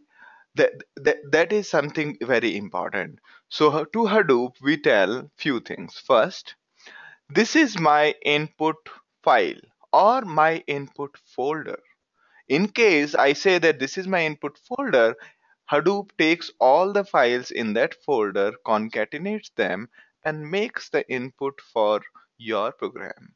So I have to, whenever I'm running my MapReduce task, the first and most important thing is to specifying that, hey, this is my file, okay? And this file should be in HDFS, all right? Second is specifying map function and specifying the reduce function, and sometime we might have to specify the how to compare two elements. Okay, that's a comparator one. Okay, now next is imagine, I mean, I'm going a little deeper what's going inside the dashed line. What is it that Hadoop will be doing for you? What is it that framework is doing for you under the hood? All right. So you have got a big file. And generally, when you put this file in HDFS, so what happens is it gets broken down into two parts. It gets sliced into not two parts, into many parts. In our case, in this example, let's assume that our file is of 200 MB. And in case of 200 MB, one part one part would be 128 MB, other part will be 72 MB. Okay, if we have 200 MB file, so there will be two blocks, correct? Block 1 and block 2. Now imagine that they are existing on node 1 and node 2. So we have told our Hadoop that, hey, this is my mapper, this is my reducer, and this is my file. So internally, this is what is going on. So whatever function you wrote, that will be applied separately on node 1 and node 2, picking up line by line from the block, applying the map function on that block, and whatever is the result collected out of map function will be sorted individually on both nodes, node 1 and node 2. Then it will be the result from both the nodes will be merged, which means there will be a data transfer for merging over the network. And once that get merged, it will be sent to your reduce function. Okay, and afterwards the results will be stored back into HDFS. Now you can see that, imagine that your first block number 1, which is on node 1, contains Sare Saga. You can see Sare Saga here. The 1 represents here that this is what is there. Okay, so Sare Saga is here, and node 2 has got Sare Sa only. Okay, and of course here we are not, I'm sorry, what's happening. And of course, we are not talking about these small words here. These are just example for our simplicity sake. So block 1, which contains Sare Sa, will get sorted independently. On which the map function will be applied independently. Similar is the case here. And once that is done, the data after getting sorted will be merged to another point. Okay, so here on the 3 you will get this result, ga 1 ga re sa sa, which means the data is sorted here individually. Both the data has been sorted. Now the merging will happen. At the phase where the merging has happened, this will result, you see, ga 1 re 1 1 sa 1 1 1 1 1. Okay, now in the fifth place here, at fifth, because your reduce function, what will it do? It will basically count them or sum them up, which means it will be, your reduce function will be executed for each of these keys, and the result will be stored into the disk.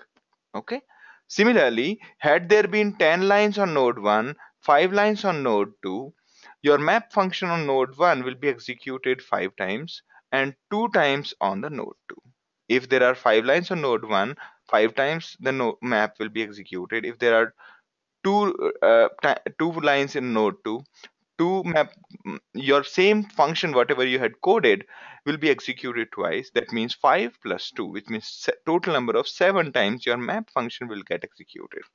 Okay, and you have no control over in what order the map function gets applied, whether on node 1 first, node 2 first. You have no control over that.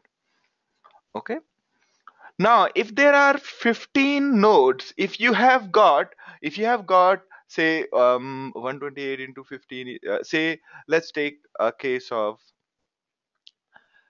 13 1300 or 1250 MB size. You have got 1250 MB. So there will be around 10 nodes, right? 10 blocks. And imagine that those 10 blocks are on 10 different machines. Okay, they are not on the same machine. That means map will be executed on these 10 nodes separately, and then the result will be merged. These 10 results from 10 different machines will get merged at a central place. All right, now your questions. Anu's question is, where will the reduce get executed on which node? Okay, this reduce will get executed on either either any of one of the nodes or any of the free nodes in the network. That is something decided by Yarn based on the availability and how much how much how much is particular machine loaded. So MapReduce tells Yarn that can you execute this function in this manner. It tells Yarn, and Yarn tries to get it done based on which machine is free. Okay. Most likely, reduce gets executed on a third machine. Reason being, when because these machine one, machine two will be busy doing things, okay, and therefore it will be better to do the reduce on some other machine. Okay. Also, reduce can also happen kind of parallelly. Okay, if there are only two nodes which are basically producing keys, and as and when they are able to sort the data they are giving out, and if reduce can basically consume that data and then merge them as and when the data is coming in. Okay, so therefore generally the merge is executed on some third machine. All right. Now, Shisha's question is merging should happen in a single system. What if the input is very large, which we cannot collect on a single system? Very good, Srisha. That the next slide will answer you. So 1, 2, and 3 are mapper function? No. Okay, mapper function is only one role. Okay, your mapper functions is only one role. It gives out the result.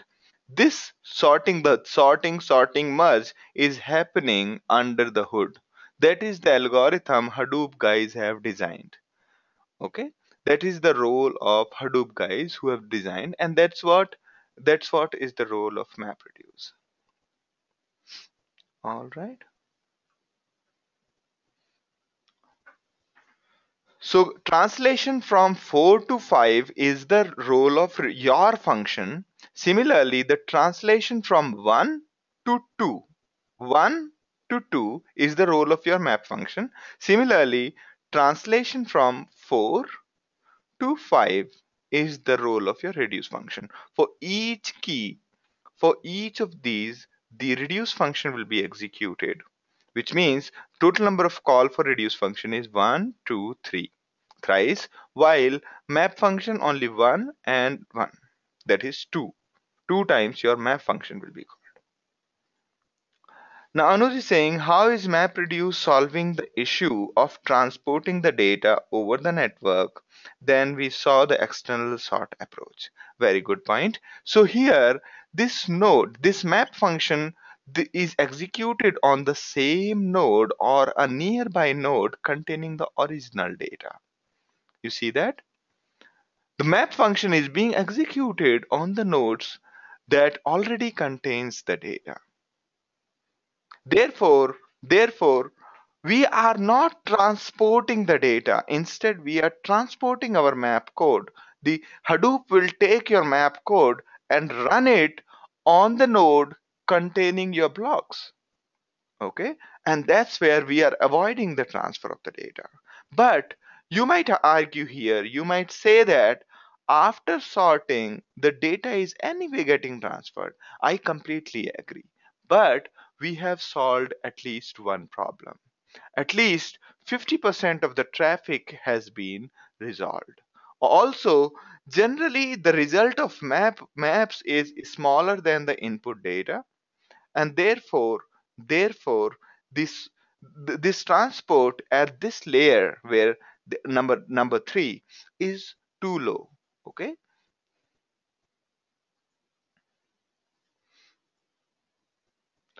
Does it make sense, Anuj?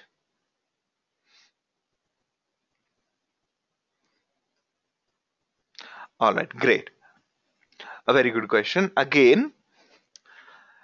Praveen's question is, do we have to write logic for reduce function? Yes, because how are we, the way we say when we are writing our SQL query, select a comma minimum of these values from my table group by this particular column, right? Whether to use min, to use max, to use average, to use this, to use sum, to use standard deviation, it is up to you. In the similar way, how to combine these all values together, or maybe you don't want to combine these values together, you just want to keep them as an array, it's totally your choice. Okay, because in this paradigm of map reduce, you have the control of writing map function and reduce function, and that becomes your main tool to get your work done. All right, did I make sense, Praveen?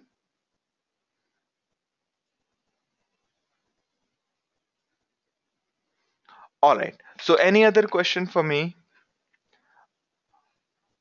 All right, so did it make sense to you? Did it was I able to make it clear what's happening on the here? All right, let's move ahead and then there'll be more doubts, I'm sure.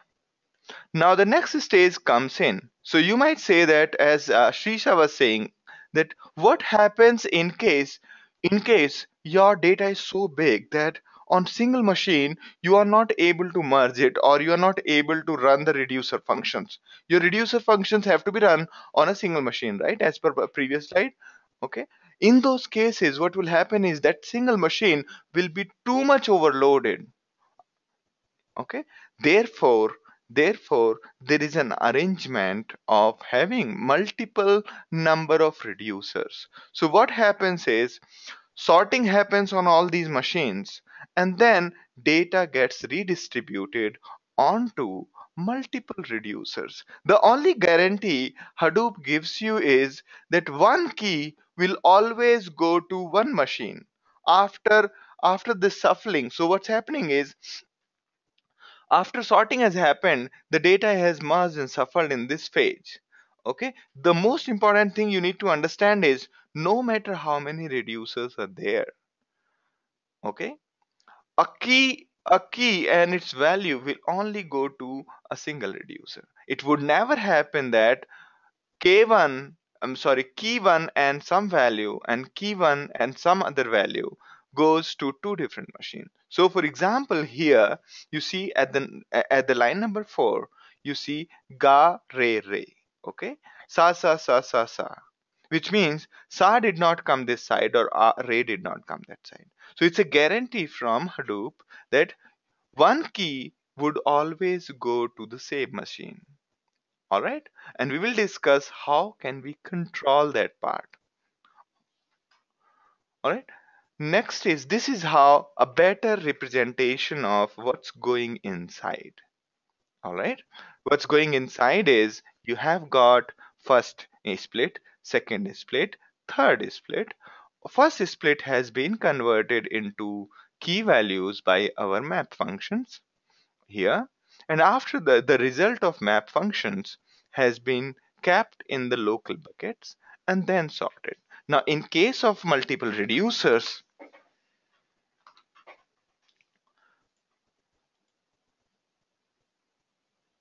all right,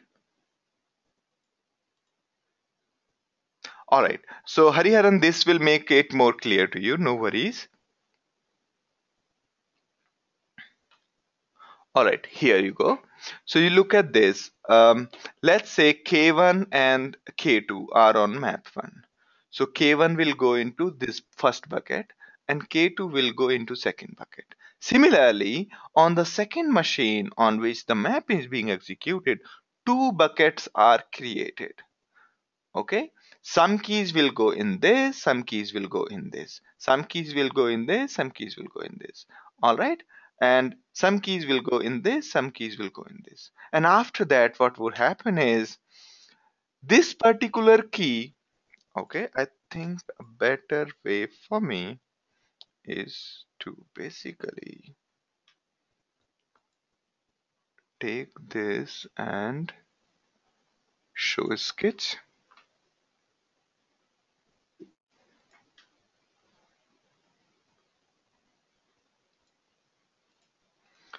All right, let me just close it.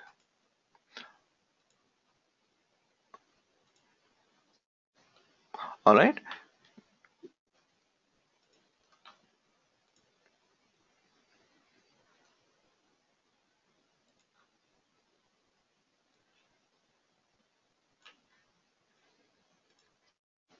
All right. So let's take a case of this one. Okay. So let's say a key called 1 goes here, 2 goes in the second bucket. 1 goes here, 2 goes in the second bucket. 1 goes here, 2 goes in the second bucket. Now all ones will be gathered here, here, here, while 2 will be gathered here, here, and here. Okay? So the first bucket goes to the first machine, second bucket goes to second machine. All right? Now, what if there were three reducers? Instead of here, there are two reducers, right? First reducer and second reducer. Now, what if there were three reducers?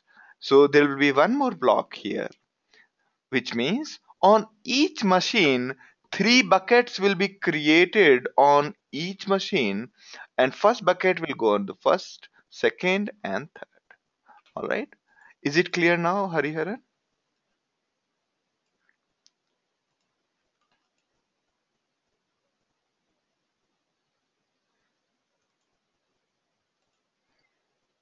Alright.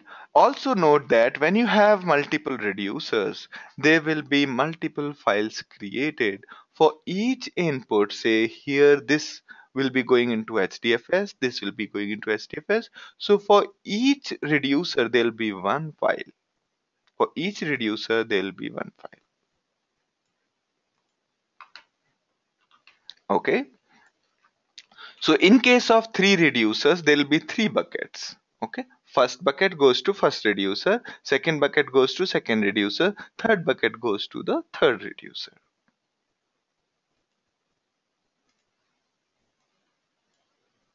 All right. Anuj, did I make sense or should I explain again?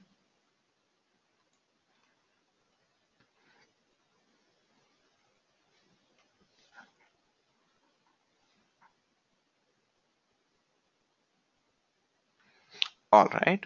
All right. So, okay, let me just here. All right. I think I should do another thing. Let me just try to do something else. All right. Here I say show sketch. All right. Let's say that in our input data there is apple, okay, and then there is ball, then apricot, and all right,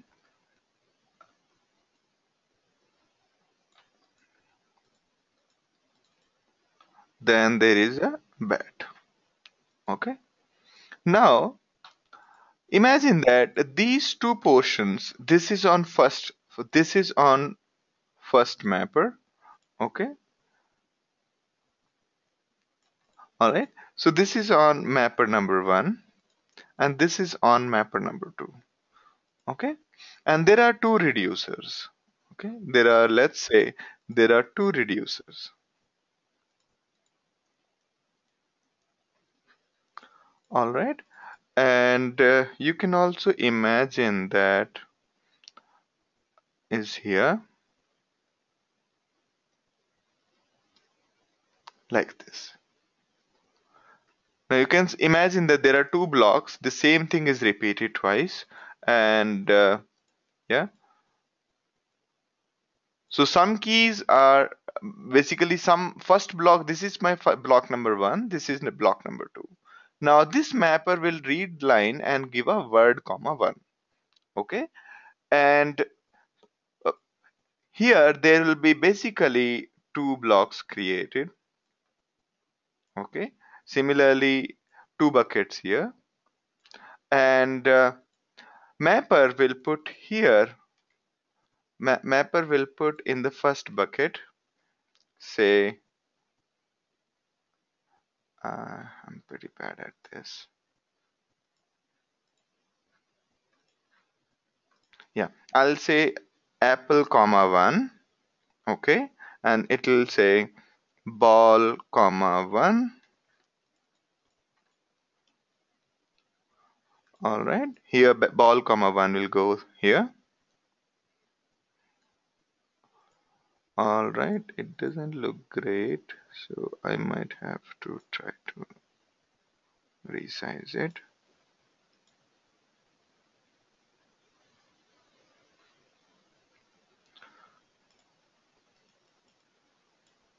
Now good. All right. Yeah. Similarly, it will have same thing exactly in the same way. It will have here also. Okay. And then basically this bucket.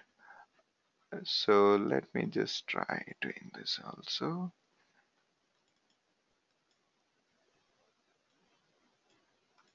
Apricot comma 1.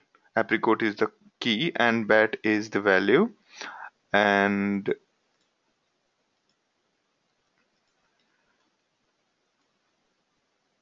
all right. Now this bucket, this bucket will go to reducer 1. Okay, this is my reducer 1 and this is my reducer 2. Okay, while the second bucket, and let me just draw some hues. This is mapper 1, this is my mapper 1 and this is my mapper 2. Okay, now this will go to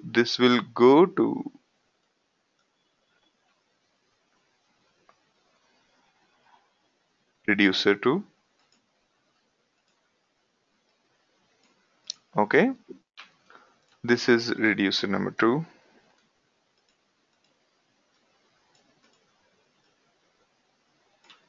and this is reducer 1. This is looks pretty ugly.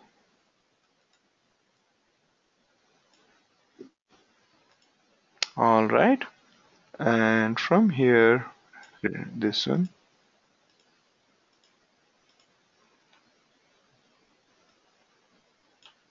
All right.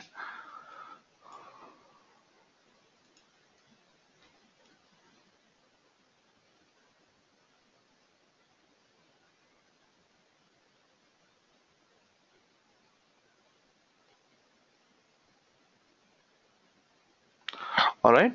Now, yeah, I think good. Okay. So question here is the one which is basically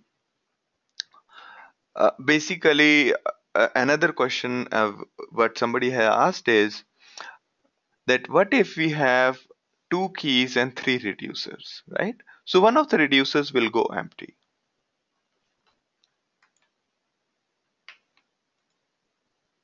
All right. So these buckets are something like a data structure. Part of it is in the file system, part of it is in the memory.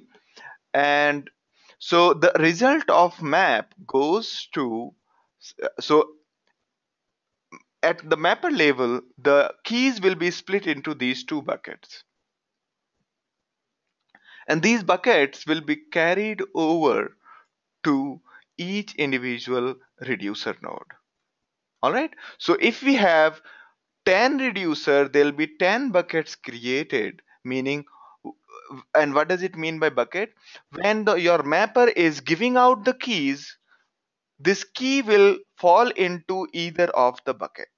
This decision is taken by a logic called partitioner that we can customize. But by default, that partitioner logic is based on hash code.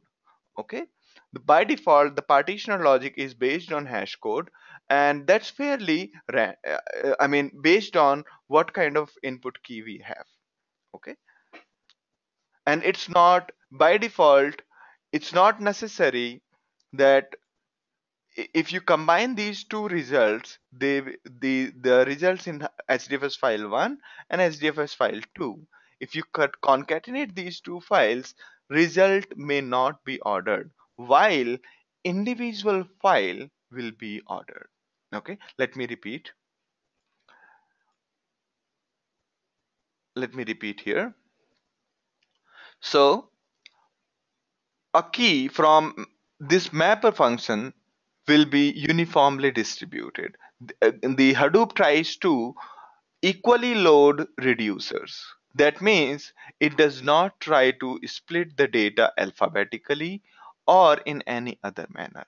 It would not do things like that all the apple or all the value, all the keys is starting with A go to the first reducer, and all the keys starting with B goes to the second reducer. No, it tries to make it fairly uniform, and basically it tries to compute a number.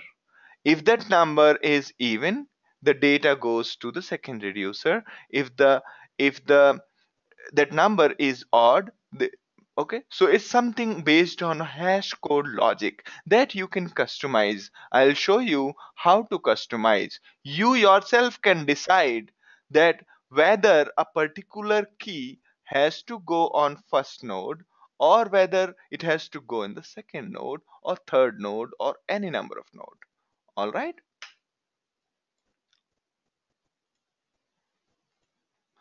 great. Now, yes, thank you, Damodaran. Damodaran's suggestion was to use Microsoft Excel. I think I should have used that. That could have been easier for me, but never mind. All right. So, Praveen, you got your answer. What are the buckets here?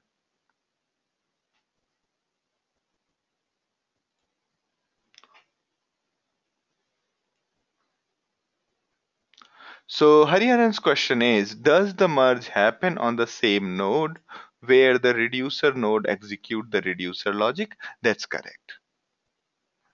That's correct. So, okay. Yes. So, reducer merges as well as executes your reduce function. Okay, this reducer node, which is a separate machine, while merging itself, as and when it receive it, it is decided that okay, this is the key that has to go in the output. Okay, at the same time, it basically merges it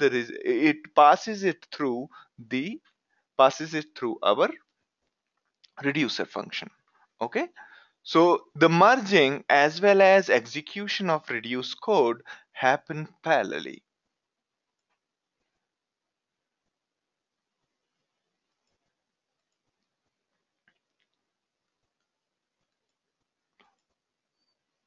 Now again, Damodaran's question is there a cache design into this just in case if user or more run a similar query? No. That kind of optimizations are not done at framework level. Generally at API level, users want to do those kind of optimizations where where uh, basically if there is something which is repeated again and again, can be cached. So it doesn't do that way. All right. And probably if you are an architect, I would strongly recommend do not think in terms of cache. Cache is not an optimization step. Cache it generally leads to big blunders. All right. It took me some time to get out of cache. All right. And we have Hariharan's question. So if we have two reducers, then we'll have two merge processes. Correct. That is correct, Hariharan.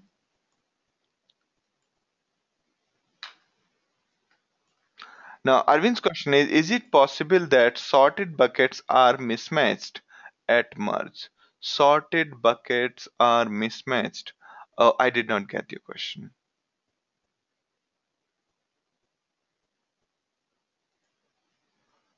You are trying to say that sorted buckets are not really sorted?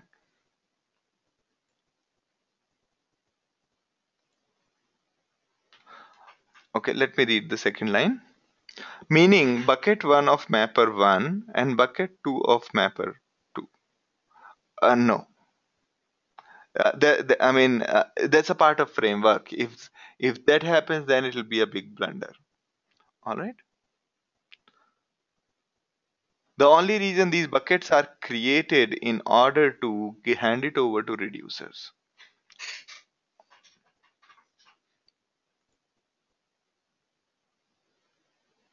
Correct. Each hash code is kind of dedicated to a bucket. All right. So, okay, let me repeat the whatever we have discussed. Our map function. So, what does Hadoop do? To Hadoop, we are giving few things now. We are telling that we are telling that this is our input data, this is our mapper code, and this is our reducer code. And one more thing we have told that these many reducers we want. Okay, but we have not told that how many mappers we want, because the number of mappers is decided by the framework based on how many blocks we have. Okay, if we have 10 number of 10 blocks of our code of our data which is spread on 10 different nodes, then there will be 10 mapper nodes. So number of mappers is decided by Hadoop by itself. Okay, based on how many nodes contain our file. Now, so number of maps is not something we define, but it is definitely possible to specify number of mapper nodes. Okay, you will see in the cases of the processes where the data is somewhere else. Say we are having a scoop, and scoop is reading data from MySQL, right? In those cases where data is not being read from HDFS, we are reading data from somewhere else, we can force Hadoop to run our mapper code on multiple nodes. All right? But we do not specify how many mappers do we want, but we specify how many reducers we want. All right?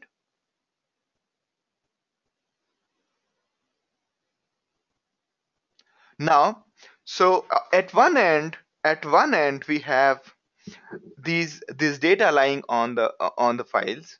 Then we have maps being executed. Our map is converting this input data into key values, and these keys along with their values are being kept in buckets, separate buckets. Okay, so that they can be carried without confusion onto each reduce function, and each bucket is independently sorted. Okay, each bucket is independently sorted.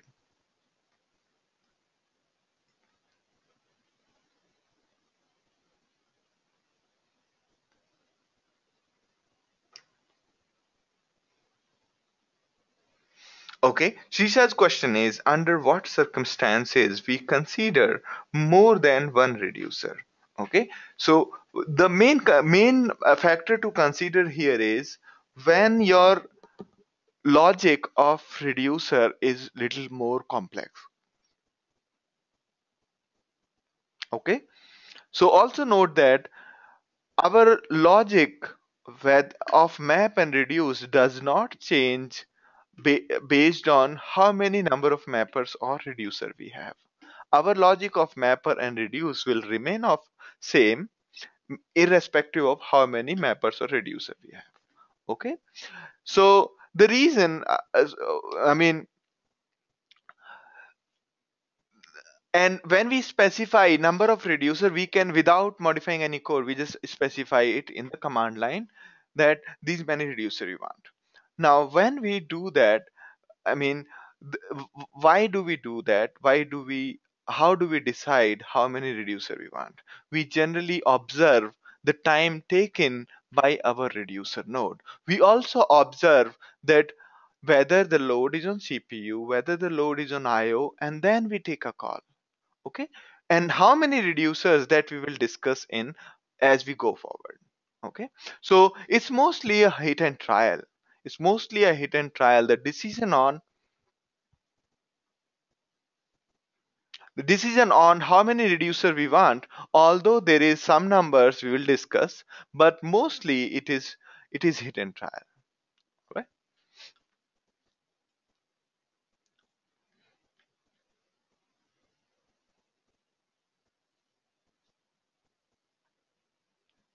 Okay.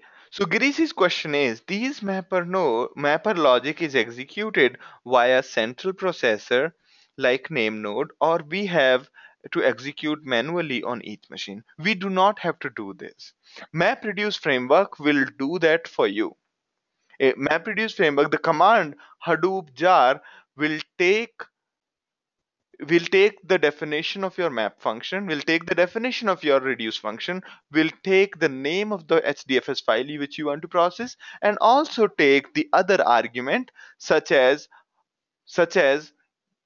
how many reducers etc. Okay, and once it has taken the input from you, it will basically get it executed across the cluster and get the work done. You do not have to execute this. You just have to hand over all of these arguments or your specification to the Hadoop jar command. Did make sense, Girish?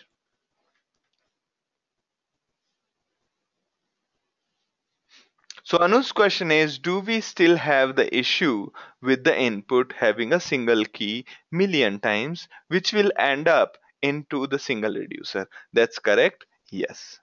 We in this design we still have that problem if there is a key which is repeated a billion times.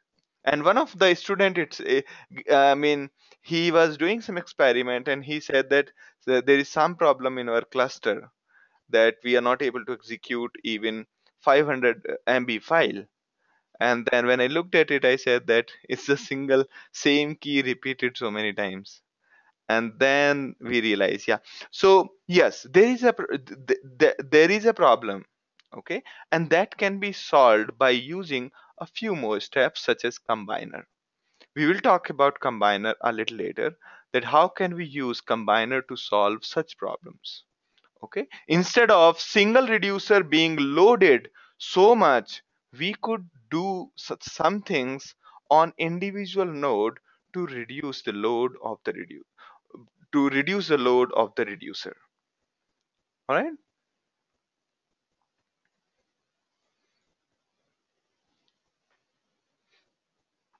Do we have any job which monitors the progress of mapper and reducer process? Yes. So this whole framework observes the progress of mapper and reducer continuously.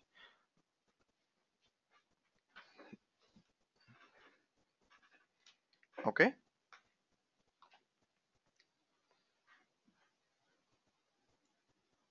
Also, the mapper can itself emit the progress as well. All right.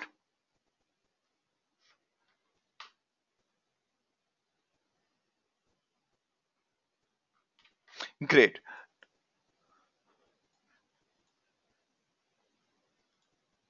All right. Now, question to all of you is that to find the frequencies of letter, I mean, we will discuss these questions tomorrow. Today, we will go into further details. Okay, so I'll just describe the questions. You work on these questions, and we will have this discussion again tomorrow.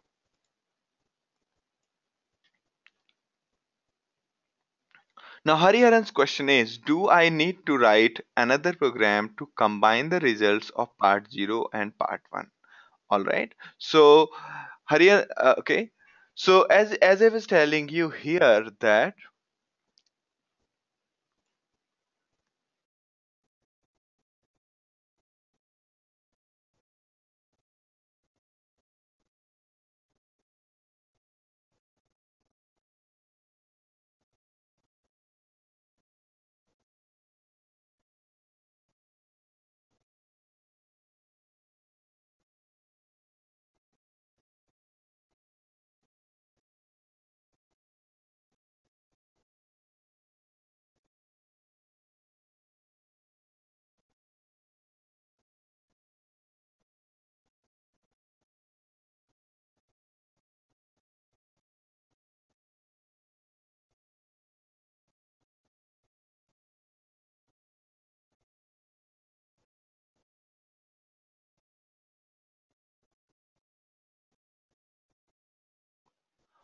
All right, I'm so sorry. So, where was I? I was inaudible for lots of us. So, where was I? Was what was I describing at that point of time when it became inaudible?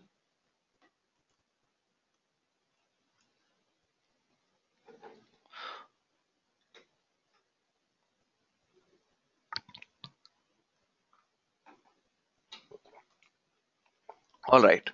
So, part 0 and part 1 both will make two files separately, and part 0 and part 1, if they are concatenated, okay, tail to the front, the file will not be sorted. Okay, it will be like 1 2 3 4 5, and again 0 0 2 3 4 5, 0 6 7 5, 6 7 8 9, and so on. So these two files will not be sorted. I'll show you.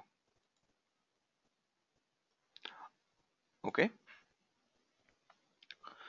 so now if we have to get the results sorted manner such that part 0 and part 1 when concatenated gives us correct result, first is we do the proper partitioning. Okay, I'll show you how to do the partitioning, do not worry. Or you could do another thing where you could do another map reduce process. Okay, you could do another map reduce process and then sort the data. In that case, you'll have to have only a single reducer, but that's not a great approach. Okay, but most of the time you don't really require the result to be sorted in that manner.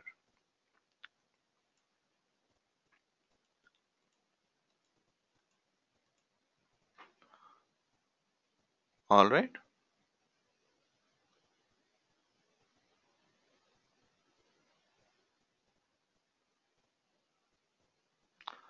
Okay,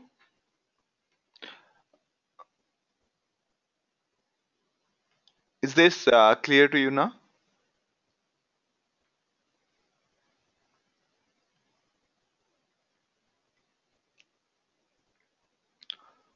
All right.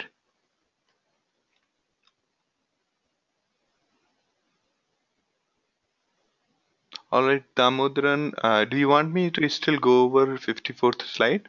It's the same slide as this one. This one is far more clearer than that. All right, great. Moving ahead. Now, questions to you are these.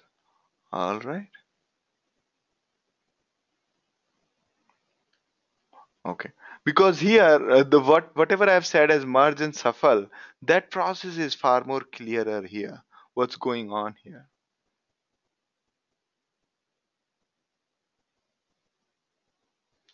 All right. So these are few questions to all of you here, which you have to do as a homework, and in the LMS itself you can submit it. Okay, here if you go into this session number 3, you can fill in your results here. All right, now let me describe the problems properly so that there are no questions at all. So first is, to find the frequencies of letter A to Z, do you need MapReduce? Okay, so we talked about frequencies of words, and now we are talking about frequencies of letter, as in how many times A, how many times B, how many times C, and so on has occurred in the whole file. Okay, now question to you is, to do such a mundane task as counting the letters, do you require MapReduce? If you require MapReduce, how much will be the file size for which you require a MapReduce? That you need to think about and come back. And if you really require MapReduce, how will your map and reduce look like? Okay, how will your reduce look like? Second question is, say you have got huge text. In this text, you want to find out which words are anagrams. An anagram of a word is another word containing the same letters, but in different order. For example, cat, take, and act all of them have three, are made up of same three letters A, C, and T, but in different arrangements. Okay. And also note that it is not palindrome. Palindrome is in which the letters are completely mirror reverse of the actual word. Okay. This is any other arrangement of letters. So, okay.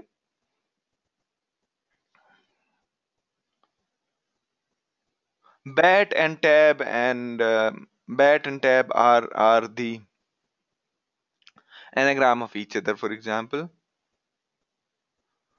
Okay. Is this clear to you? So if you have got huge text, say a billion records, how will you find out which which words are anagram of each other? Okay. In the same file, you have to find in the same file. Is the question clear?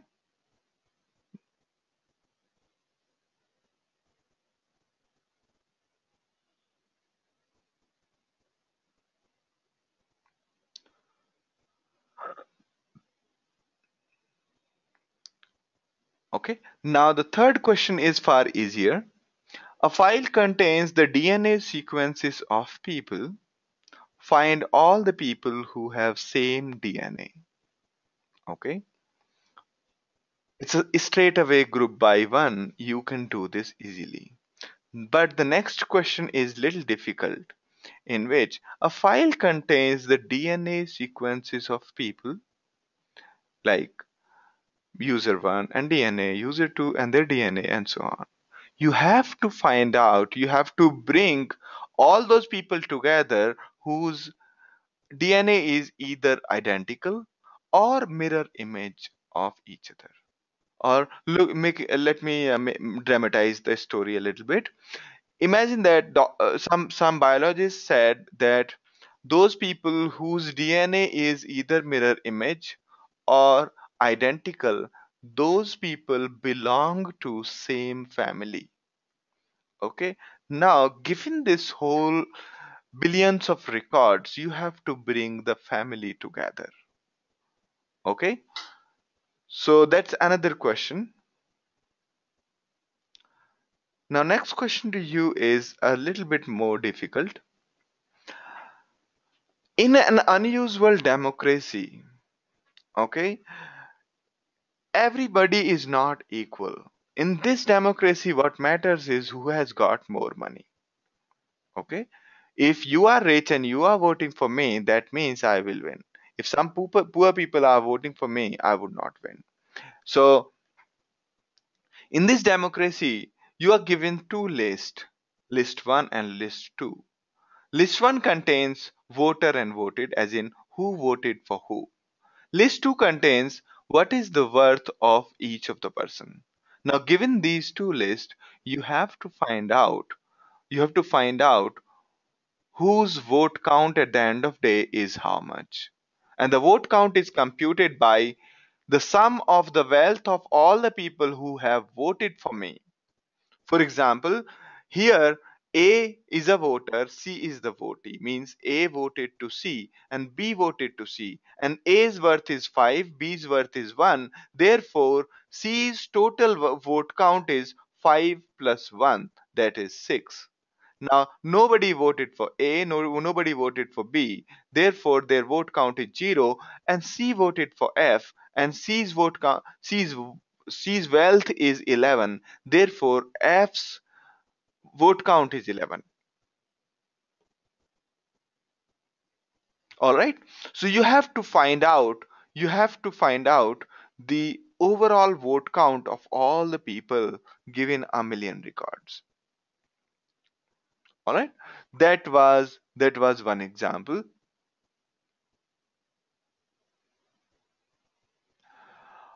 Okay, so you have to work upon these four problems. Even if you are not hands on, please write what will go into map, what will go into reduce using plain text language. All right, using completely plain text language. Almost every problem can be converted into map reduce. Makes sense to you, right?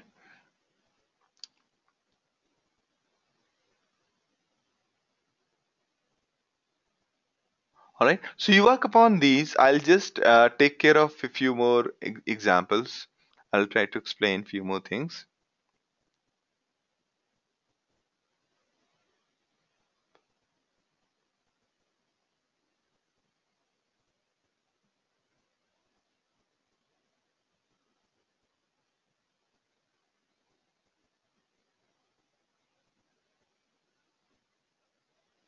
All right. Now,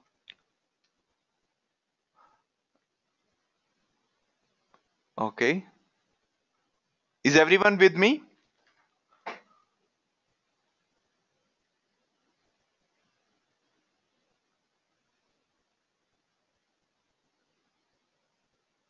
Awesome. Awesome. So, okay.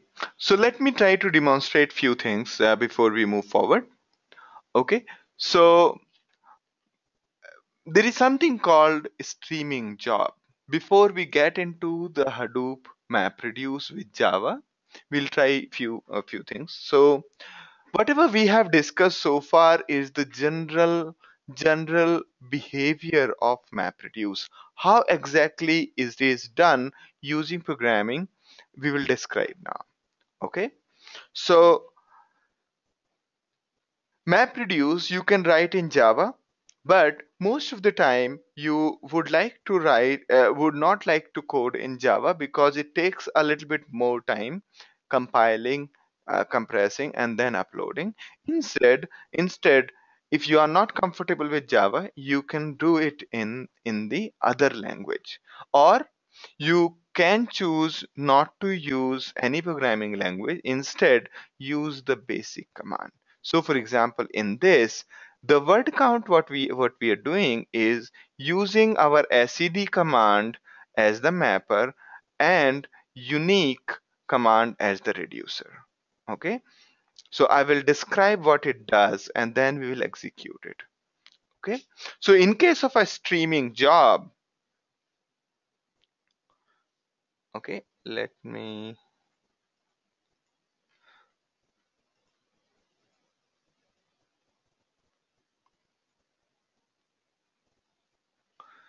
there is something wrong.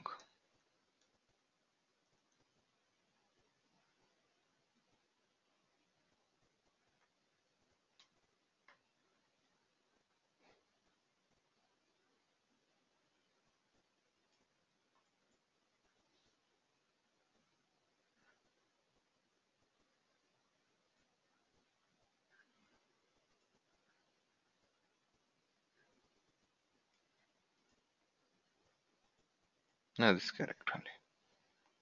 All right. So the way a streaming job works is that instead of you writing a code in any programming language, you provide a command. You provide a command. This command should break down each input line into key value.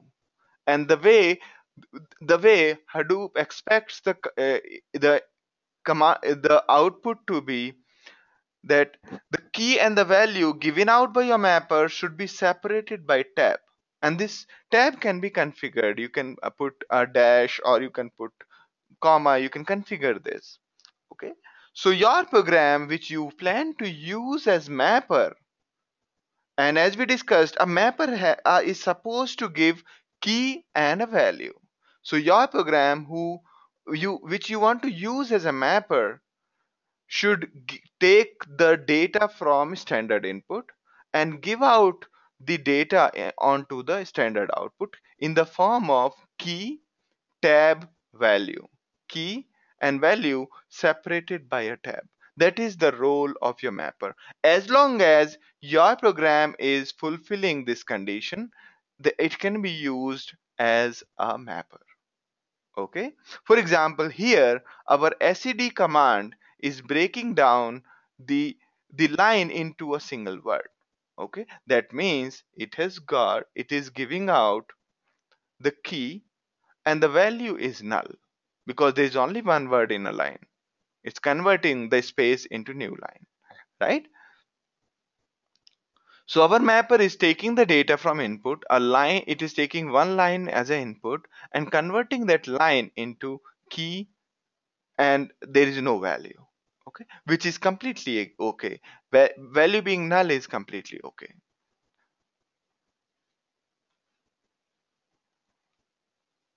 All right.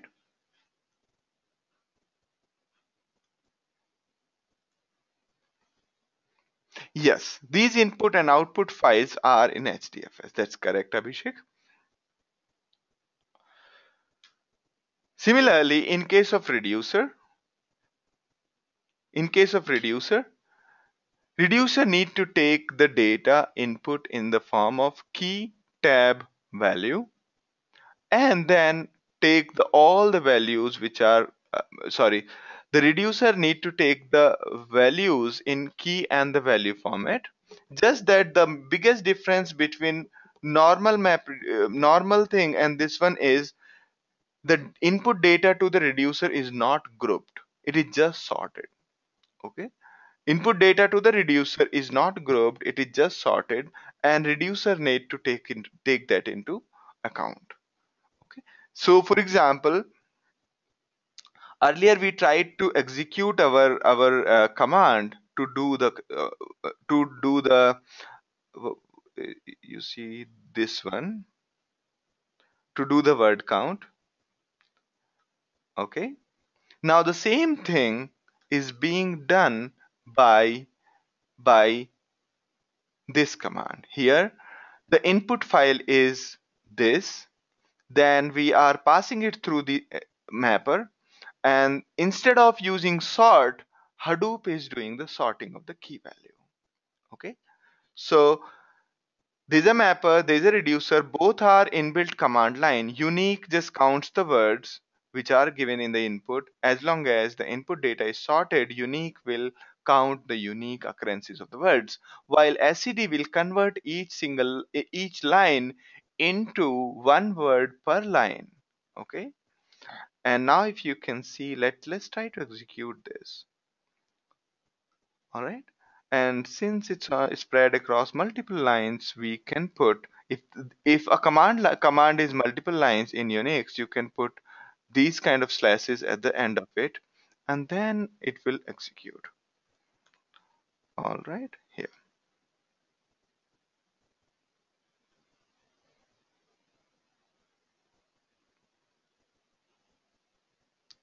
All right, there is a question from Damodaran.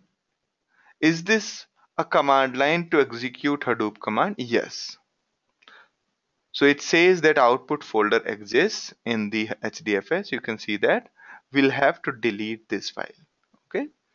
We'll have to delete this folder, or maybe we just change the output folder of ours. Okay. We just say 11 July. 11 July.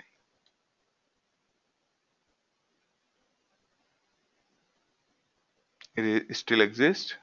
All right. Now it has started the work. You can see that.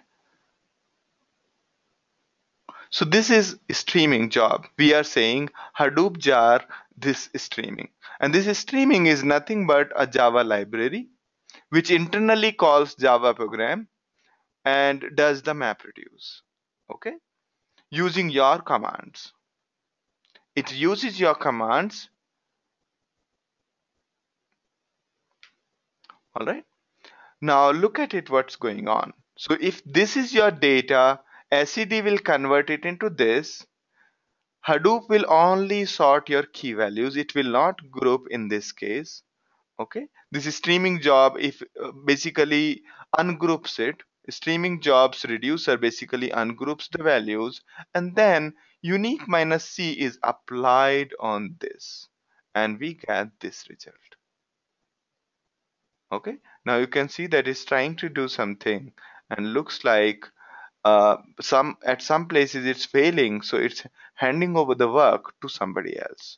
Now it has successfully saved the data in this place. Let's try to do Hadoop fs minus ls and this folder. Now there are how many files? There is only one file. This is just a success folder. Okay.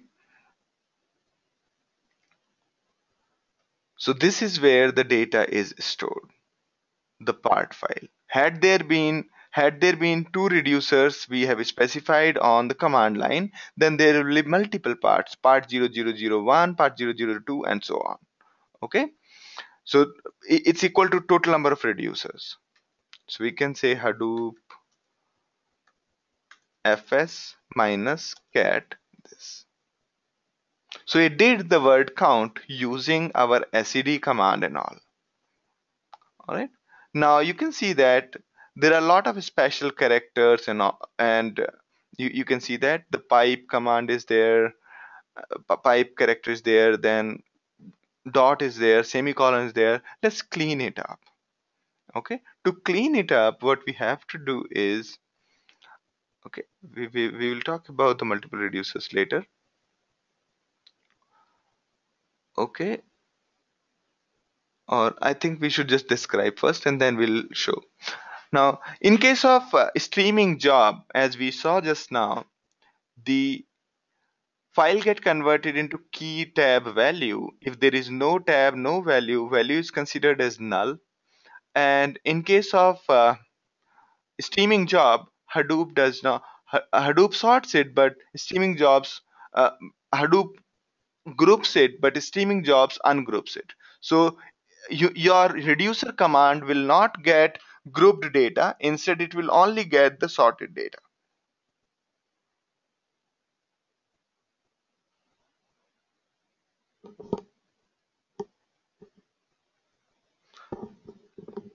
Correct. All right. Again, in this case also, it is guaranteed that one key cannot go to multiple reducers. It will only go to one reducers. Okay. All right.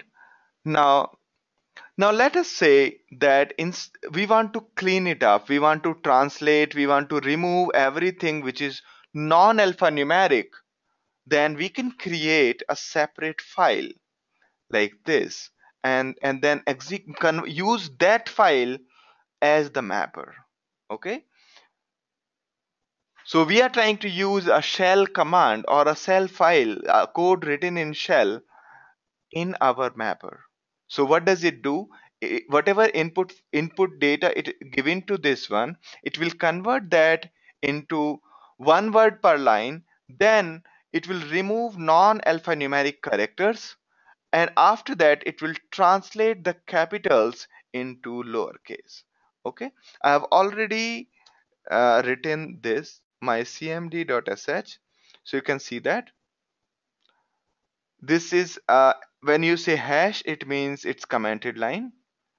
Okay, so you can see that we are first removing the alphanumeric characters by replacing them with a space, and then we are saying that space, new line, and tab, no matter how many times it is, replace it with a new line, and then translate capitals into lowercase. All right.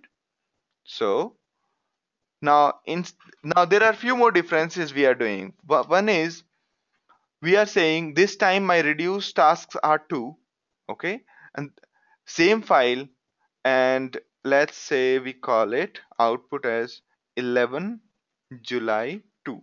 Okay, because otherwise it will give an error. Now let me try to. Okay, so again I'll put a backslash, or we'll just make this single line. Okay, now I don't want to confuse you at any point.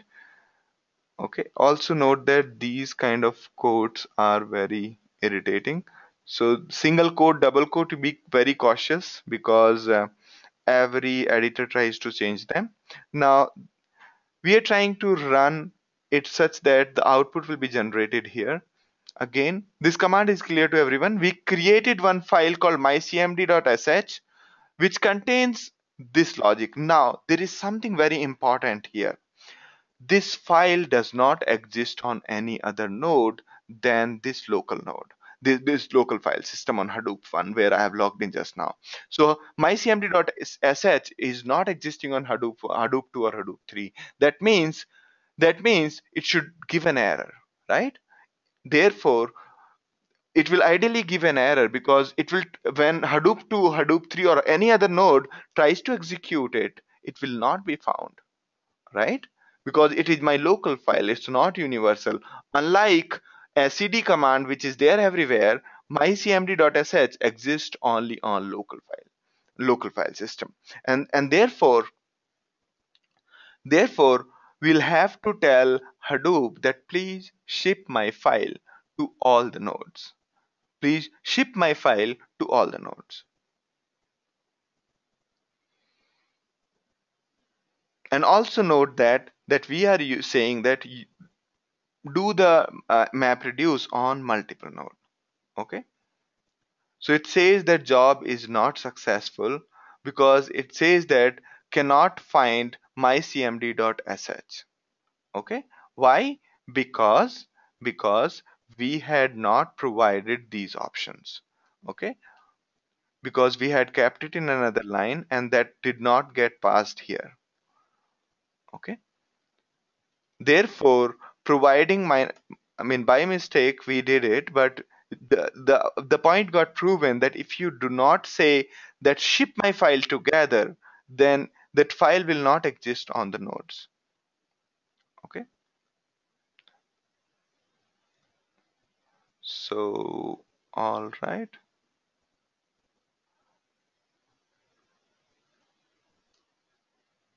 am I making some mistake somewhere?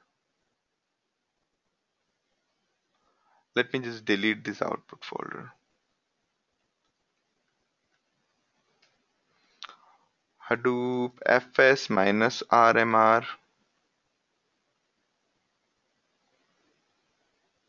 All right, let's try executing it again.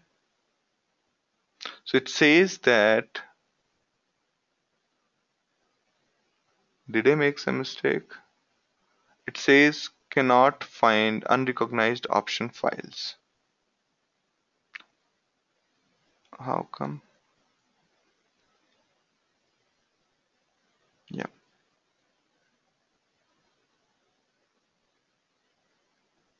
All right. Is it clear to everyone?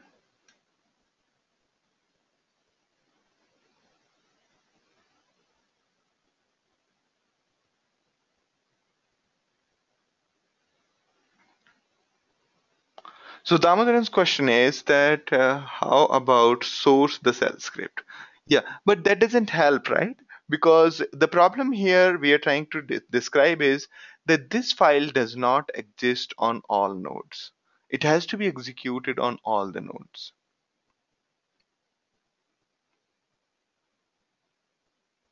All right.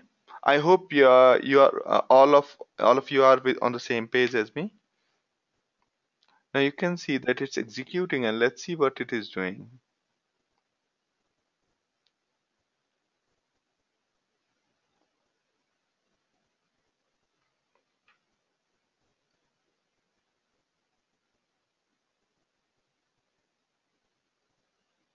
So it has done the work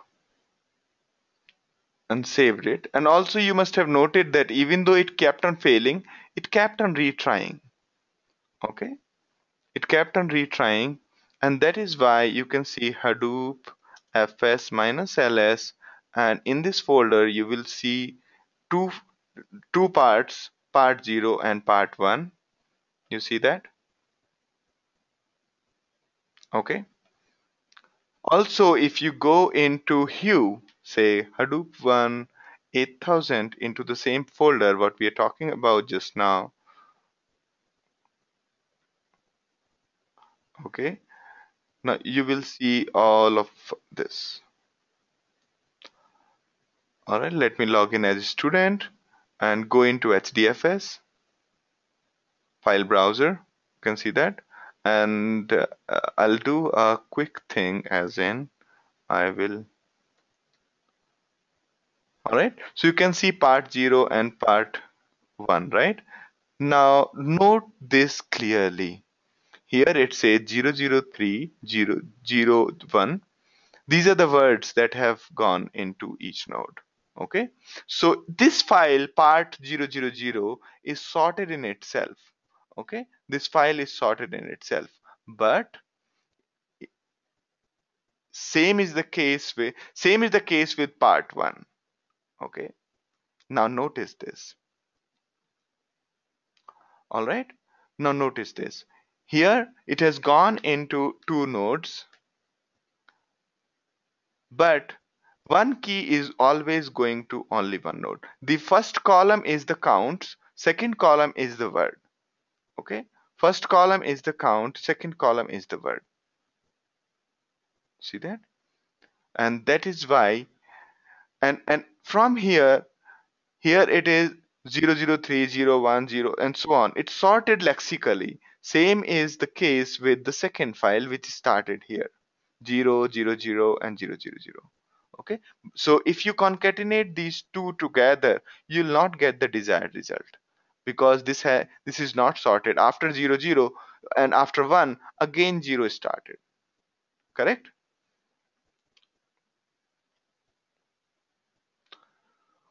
All right. So that was a quick demo of a streaming job.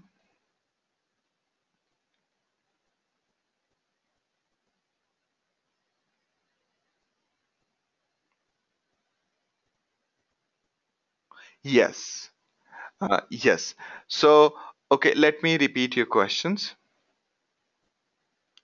So Abhishek's question is, we use the file option to ship the file to all the nodes. That's correct. So what does Hadoop do? There is something called distributed cache, in which whatever data we want to put, which can be used on all the nodes, we copy that data to that distributed cache. Okay, so this file, whenever we say any command we want to execute on all the nodes, we say that minus file, whatever source code we are trying to use. Okay, and or whatever library we want to copy onto that same folder, we can say that this is my file. All right, Srisha says that minus input ascii input is the input file path. That's correct. This in this in this command this portion called input this is the input to my command. All right, now Anu's question is, when it ships the file to different nodes, what will be the location at which file is copied on each node? Okay, so it creates a temporary folder for each job, and in that temporary folder it copies the data. Okay, every job, when it is started, whenever MapReduce is started or mapper is started, it is it creates a temporary folder, and in that temporary folder it copies these commands. All right,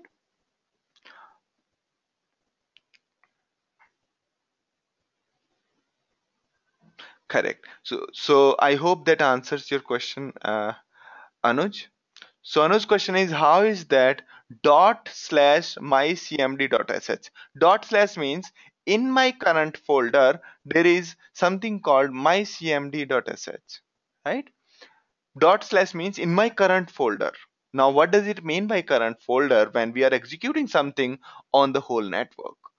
Okay, that essentially means when we say dot slash command, that essentially means my cmd.sh has to be in the same command from which we are running our Hadoop command, from which we are running the logic of mapper, right? So that's temporary folder which is created for each job. Can you show the input file? Yes, definitely. So we can just click on add it somewhere. All right. So where is our input folder? We are saying our input folder is this. We will just copy this here. Sorry, from here. All right. Now input folder contains only one file right now, and this is basically copied from Project Gutenberg. All the all the books of Arthur Conan Doyle. Okay, the basically full Sherlock Holmes. All right. So that was pretty much about about streaming jobs. There are lot of options you should go through. You should go through those. We'll discuss those tomorrow again. Okay, there are many options which are provided by, okay, by streaming. You can have a look at their manual. It's pretty useful. Okay, if you want to understand it more, you can go through the Hadoop streaming manual. All right.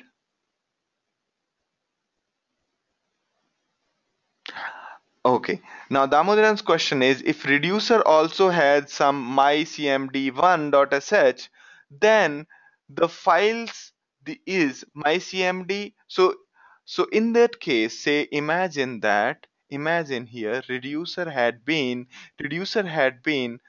like this: dot slash mycmd1.sh. In that case, minus file comma mycmd1.sh. Okay, it would be that way.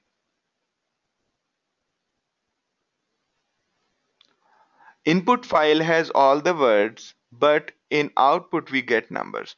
Yeah, so basically the output. So Shisha's question is, it seems that it only has words, but it also has numbers, right?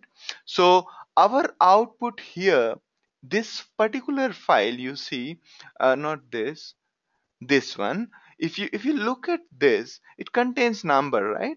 Why? Because the words are lexically sorted. When you sort the words lexically, the ASCII values of a number is lesser than the letter, and therefore you see these things here. But if you go to the last block, okay, you will see these words.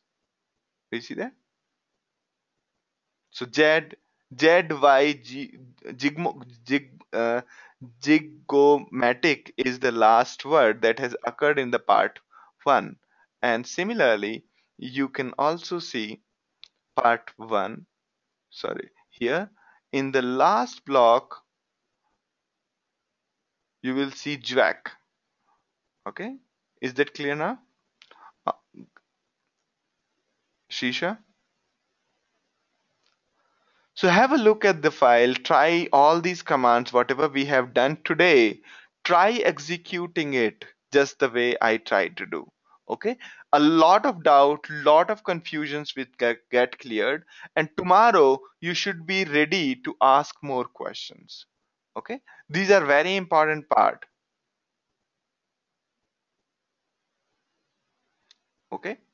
So, Shrisha, I will discuss again tomorrow. We are already running out of time. So, we'll discuss it again tomorrow, and have a look at the command, try to execute these commands, and then you will have the more clarity of thought. All right. Thank you very much and have a great day.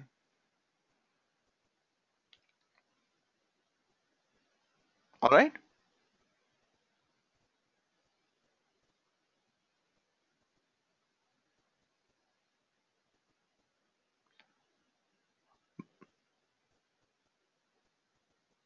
All right. Bye bye. Have a good day.